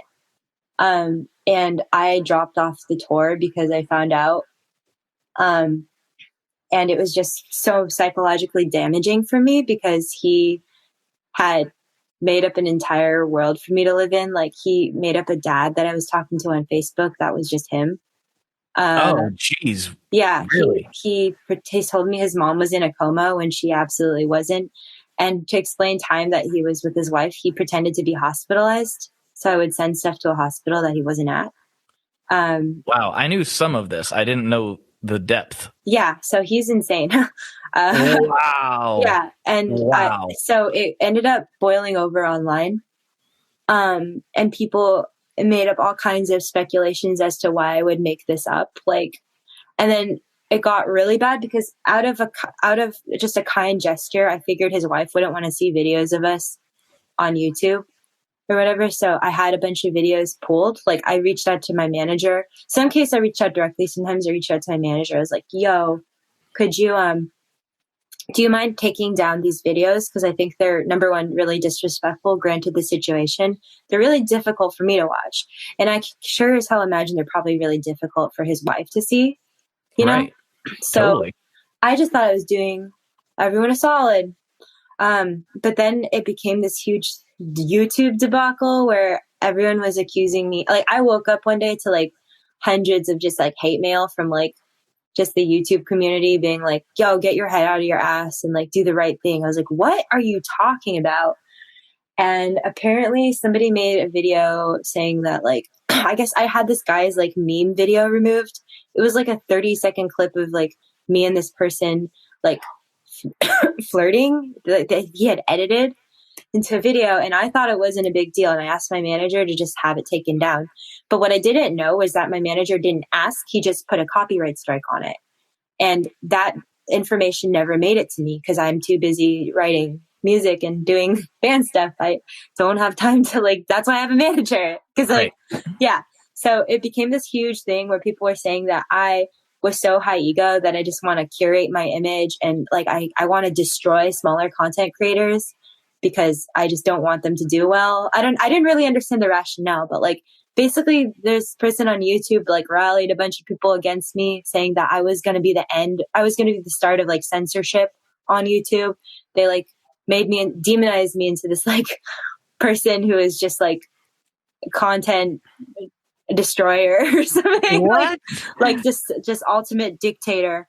And it was a shock to me because I didn't even know like what had happened because I wasn't involved. It was my manager just putting a copyright strike on the video.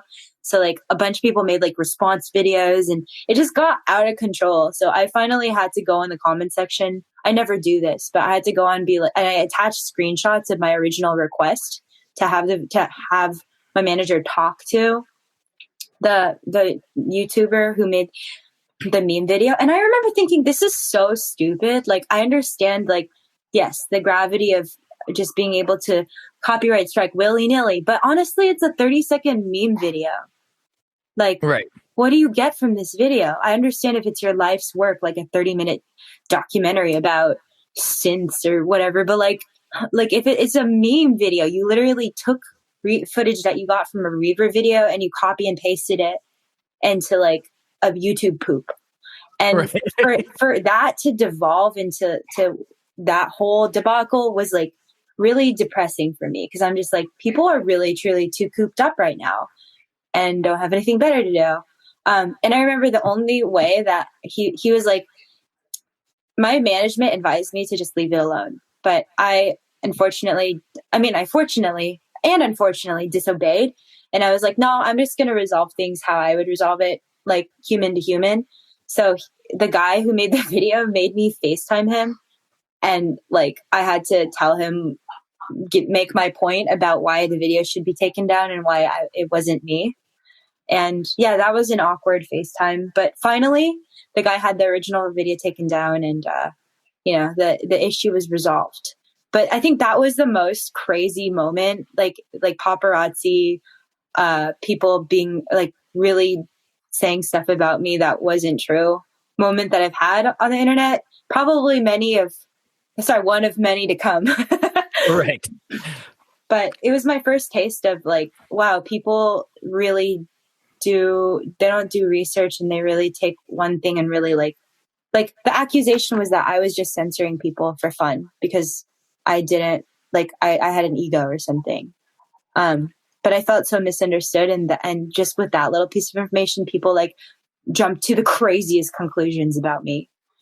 Yeah, it's like, that's so strange because I can understand if you've made this dumb meme or whatever and all of a sudden it's getting, copyright, notice. I understand being like, what did I do? Oh, this person just wants me to not be able to make funny videos. But the accusation that you would be some sort of like censorship queen is kind of hilarious, considering that like YouTube itself has been censoring a lot of people for very arbitrary reasons for years now. Like, ask anybody that's tried to make a video about like a pistol on YouTube. Wow, yeah. Like, they'll just take things down randomly for no reason. And I understand that can be a somewhat controversial point, but like when you're just trying to show somebody how something works and it gets deleted, that doesn't make a whole lot of sense. But like YouTube's been a censoring platform for a long time for a range of different videos, and the fact that it's like, okay, I don't want this video of me and this creep up anymore. Yeah. It's bizarre. It's really bizarre. Wow. Yeah. Especially because like nobody bothered to like ask what happened. People just assumed the worst, which was that I was out to get content creators. And quite frankly, I wasn't aware of copyright strikes. I didn't know that they were a thing because I'm just so not in the YouTube community. Like YouTube isn't my primary source of income. I do upload Clipster, but I never look at what's out there. I don't spend all day Googling myself and like YouTubing myself. That's weird. So, the only reason why I even saw that clip was because it was brought to my attention by people being like, what's this? And I'm like, oh, okay, like I'm just going to ask to have this taken down respectfully. But it just got way blown out of proportion. And yeah, I guess that's what it's like. I guess it's a bummer because I feel like half of the people when you're in the spotlight are rooting for you, but also half of the people are waiting for you to do something so they can just like watch you burn. That's what it felt like. Yeah, I've talked about this a lot, and I'm sure my listeners are getting tired of me talking about this, but do you know who Tim Ferriss is by chance? No, but I can Google him. Yeah, I mean, he's a like internet business type dude. I mean, that's an oversimplification of what he's done. He's a podcaster and he's tech investor and all kinds of content creator of many different types. But he wrote a article here, I think last year sometime. My timeline's all screwed up. I can't remember when it was, about fame. And it really creeped me out in a lot of ways because he's famous. He's like more famous than I am by a million times, but he's not like a household name clearly. But he was talking about just numbers in particular. And he's like, okay, the population of Rhode Island is whatever, however many thousand people it is. Rhode Island has a 0.0 whatever murder rate. Therefore, if you extrapolate that, there are approximately this many murderers in Rhode Island. And he's like, if you take that to your socials, if you have 10,000 followers, there's a chance that I'm butchering the numbers, but it's like, there's a chance that 4 of them are psychos. And it's like, oh no. Like, like look at my downloads and I look at them, I'm like, oh no, how many psychos are listening right now? Like, and I'm sure that proportion goes up, if you are in, night hag. I'm sure that tends to skew a little more aggressively into the disturbing territory, but just putting that kind of thing into perspective really was jarring for me. I was like, you don't have to be famous to have like a weird percentage of people that are crazy that pay attention to what you're doing. And that's slightly unsettling. Yeah, it's been a challenge, like, because I feel like we're not born to be this visible. Like, we're living in a new age of technology where we're just so accessible and visible to everyone at all times. We voluntarily surrender where we are, what we're doing, our personal lives. And I don't think we're evolved to like be able to cope with this. And there's just so many new age problems that come with being so much in the spotlight and so interconnected. Like, not to sound cheesy here, but it's like we're so connected together by technology, but we're like also alone. I think that's part of why, like, and it probably sounds ridiculous to other people, but I think that's why, people who are doing things like what we do, it's obviously not exactly the same thing, but I feel like that's why we have this kind of weird point of connection where it's like, this sounds like this, and it's such a first world problem. I'm not complaining. Yes. Like, but it does seem like nobody understands, like, at times, and it's because they don't, it's not a part of their daily to have to deal with, and fortunately for me, my people tend to be like just very similar to me personality wise. They find the same things funny, and we're all just goofing off, and I have generally very positive experiences, but I have had some emails that I'm like, ooh, I think you need to talk to somebody, and that somebody is not me. Like, crazy. Yeah, I can't imagine what kinds of weird emails you get from people. It's not too bad most of the time, but there have been some where, accusing me of trying to run cover for a company that I had nothing to do with, and see, that's again, it's like people just assuming the worst thing. Why do we do that why do we just assume the worst? I don't get it. Like, at least how I deal with people is like, I want to first understand and hear them out before I'm going to jump to some crazy conclusion. But I don't know. I mean, who hurt you? Who hurt you? Why are you the way that you are? Please. Yeah.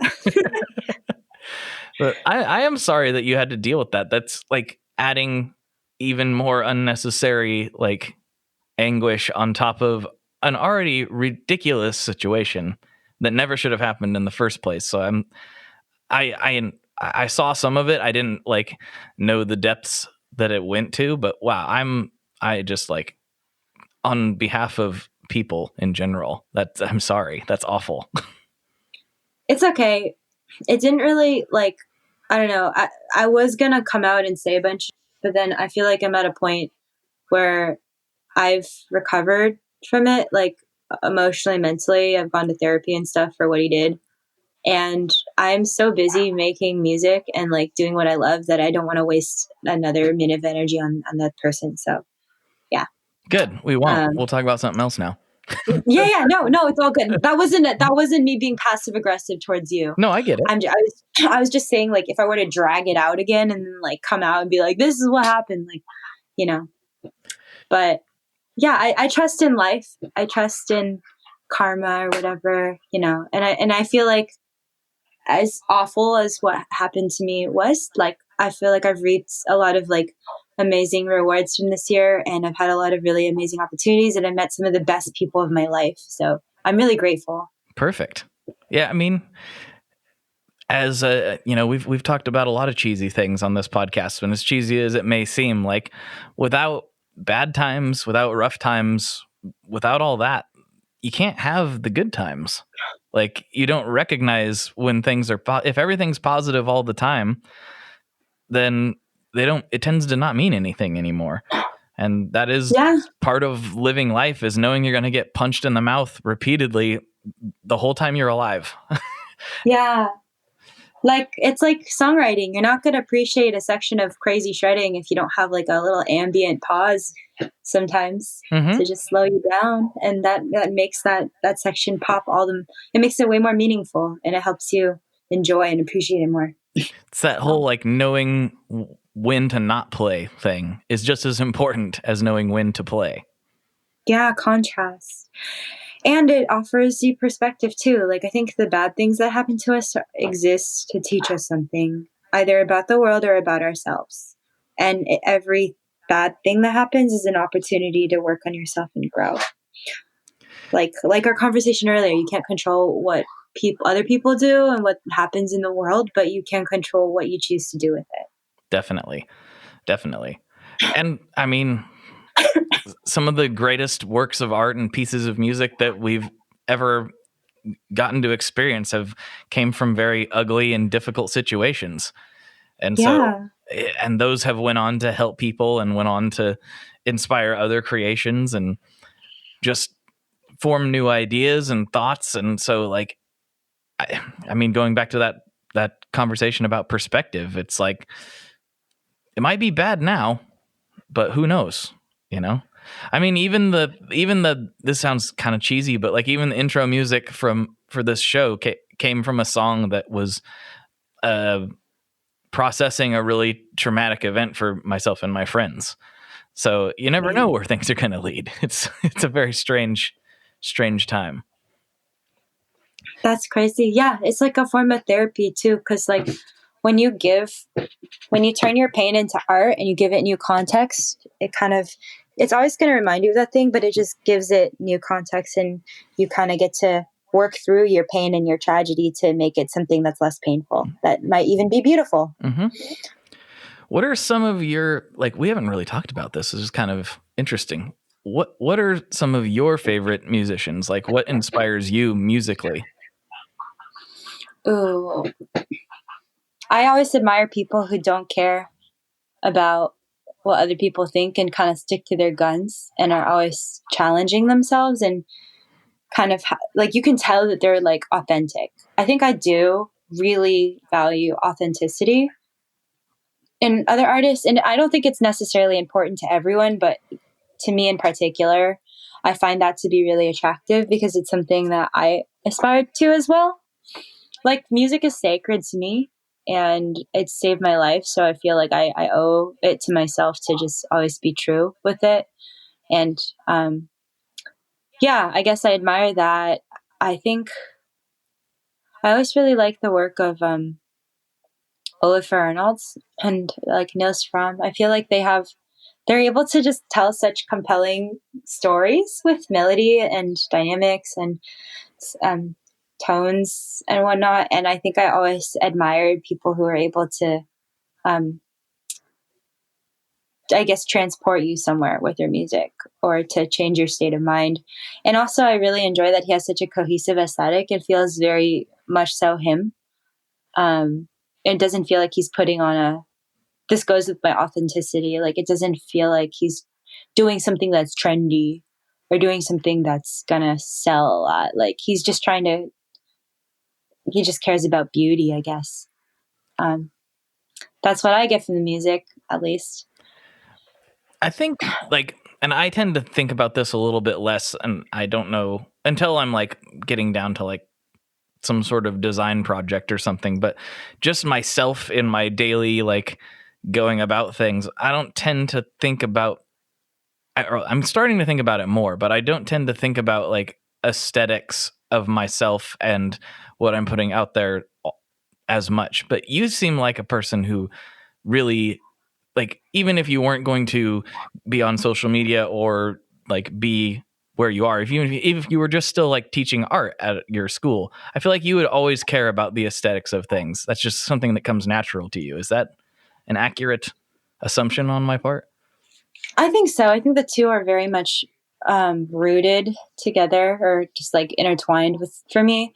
like I view aesthetics as a way to present like the music that you made. Like it's the first thing people are going to see. If they're buying your record, they're going to look at the cover and they're going to be like, wow, this draws me in. Maybe I should like check out the music. So it's like the first impression you get to make on a person before you play one note.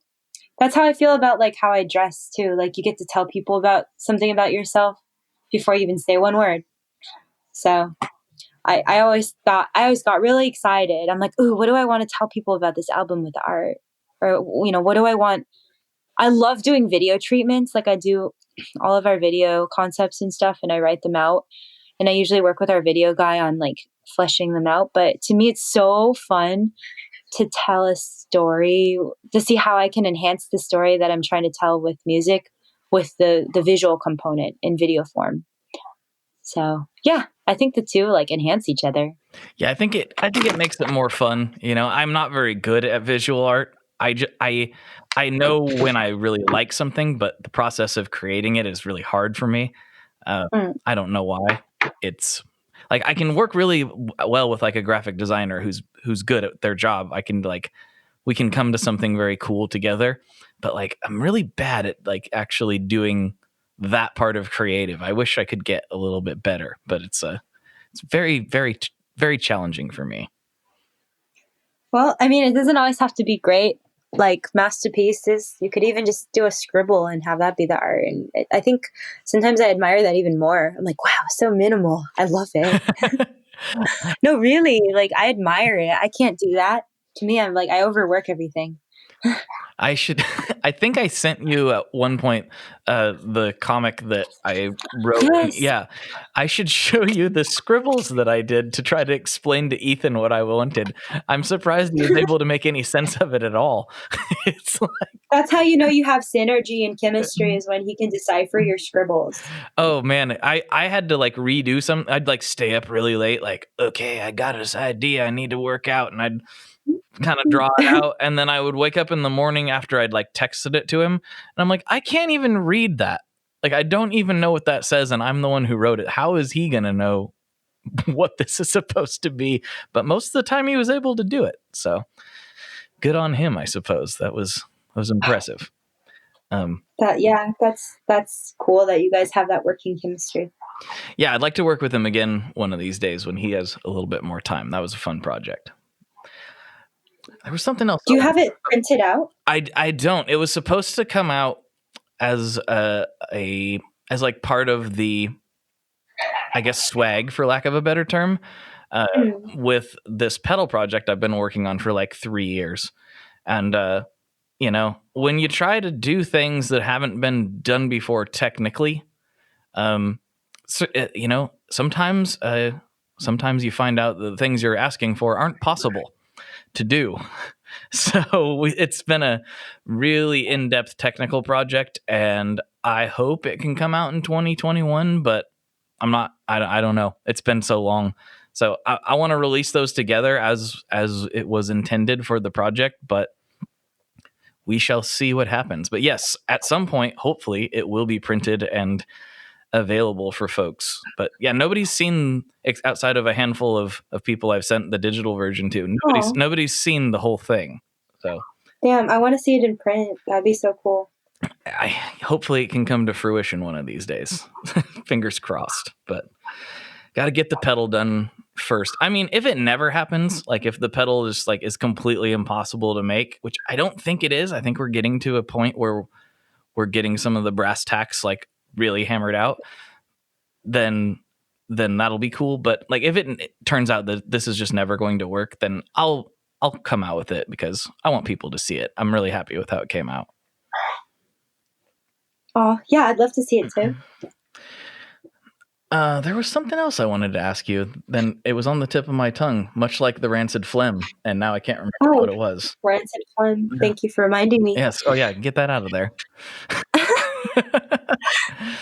Oh yeah, I remember. So have you ever thought about, like, I mean, outside of obviously you have the guys in the band, but like with other guitarists or other artists, have you talked about or considered doing like collaborations, you know, like It's big in the hip hop world. It doesn't happen as much in the rock world, but have you ever thought about it? Yeah, I do. I've done a few collaborations. I have a few coming out. I think I get most excited by doing it with people who aren't from my scene, because I feel like that's where I really shine more, is like enhancing other people's melodies and stuff. Like, I don't necessarily want to ever do like shred collabs or whatever, but yeah, I would love to. Definitely, I want to always volunteer my violin abilities to people because I love writing violin lines. Ooh. I just did one for a death metal band. Actually, it sounded really cool. I got to go free time a little bit, which is really exciting for me because it's like, whoa, I get to just do whatever. Like, that's so sick. But yeah, yes, I like to collaborate. I feel like it's a great way to challenge myself to also write things that I'm uncomfortable with and grow. So, ooh, that I'm glad you said that, because I'm glad you said exactly what you said, because I got to hook you up with my friend Devon, because we're working together on a bunch of stuff for 2021, and I was telling him, like, you should do some collabs with people. Like, your music's so cool, and you have such, like, he's one of those people, and you might be this way too, where he can just crank stuff out. Like, I sent him this little clip and he's like, oh, this is awesome, I can do this and this with it. And then like in like an hour he sent me back this song that I was like, what, how did you do that? Like, wow. you know, but I should hook you guys up. I think you'd A, really get along, and B, I think you would like what he does. I'll send you some links when we're all done with this. Yeah, I'd love to hear. Well, I feel like we've probably broken a record of some sort. And you told me we were going to go until one of us quit, but you know, I'm not sure if that's the wisest use of our time. Yeah. Let's see how long. How long can we go? How long can we go? I think we're at, if I'm mentally calculating this in my head, I think we're at 3 hours. We're oh yeah, wow, that's a record. We're close to 3 hours, so we can probably sign, seal, and deliver this thing if you got to go. I'm down. I actually do have to use the ladies' room. Well, so. There you go. That tends to happen, right? Yes, human functions. Ugh. Gross. We need to become aliens, so we I know. evolve beyond those. I can't wait. I want to just like evaporate my waste, like through my pores. Like, I want it to just seep out of my pores and just become vapor. Yes, so you just don't ever have to think about it, and it just goes out into back from whence it came. Yes, that's the goal. This was awesome. Thank you so much, and I can't wait to put this out. This has been amazing, and me too. This is so fun. You're welcome back, absolutely anytime. Oh my gosh, yeah, we should get Dewey in on this. Yes, we should. We can make this happen. We have the technology. Hell yeah. Yeah. Thank you so much for having me. I'm so glad we got to do this. Of course. We'll do it again real soon. And everybody, like, go follow her on everything if you're not already. What are you doing? Stop it. Stop what you're doing. Go check out her music. Thank you. And let me know when you print your comic. I would like to buy one. Okay, I will. We'll make sure that happens. Perfect. All right. Talk to you later. Talk to you soon. Bye. Bye. Okay. I hope you enjoyed that episode. I mean, how could you not? We went everywhere. We covered everything. We talked about it all. It was amazing. But yeah, I had a lot of fun talking with her. I always do.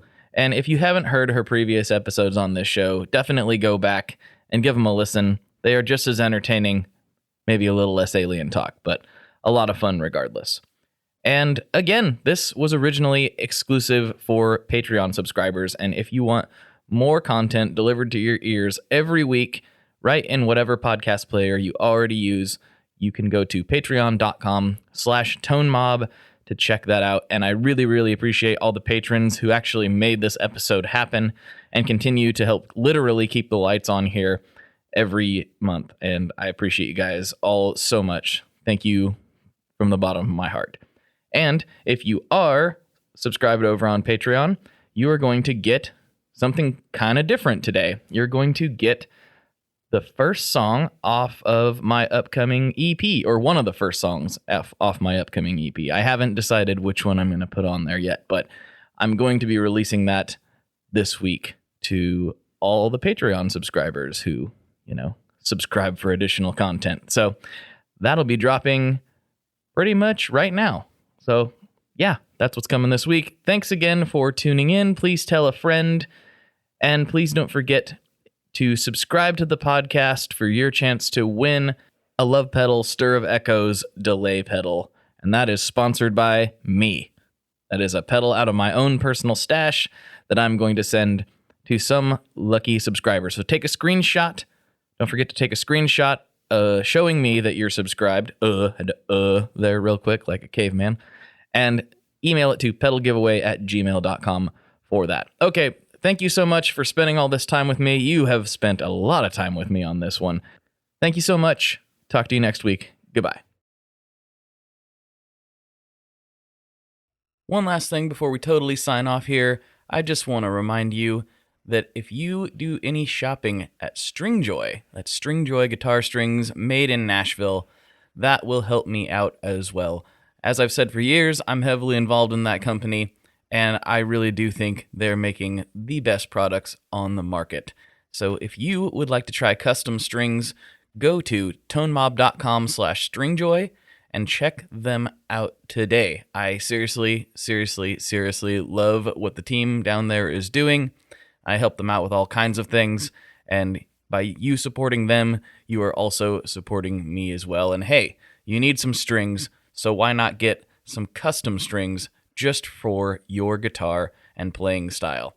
Again, the link for that is tonemob.com/stringjoy, and that will take you right to their website, and you can do all your shopping through there, and that will help everyone involved out. So thank you very much. Talk to you next time. We are brought to you by the wonderful folks at Gun Street Wiring Shop.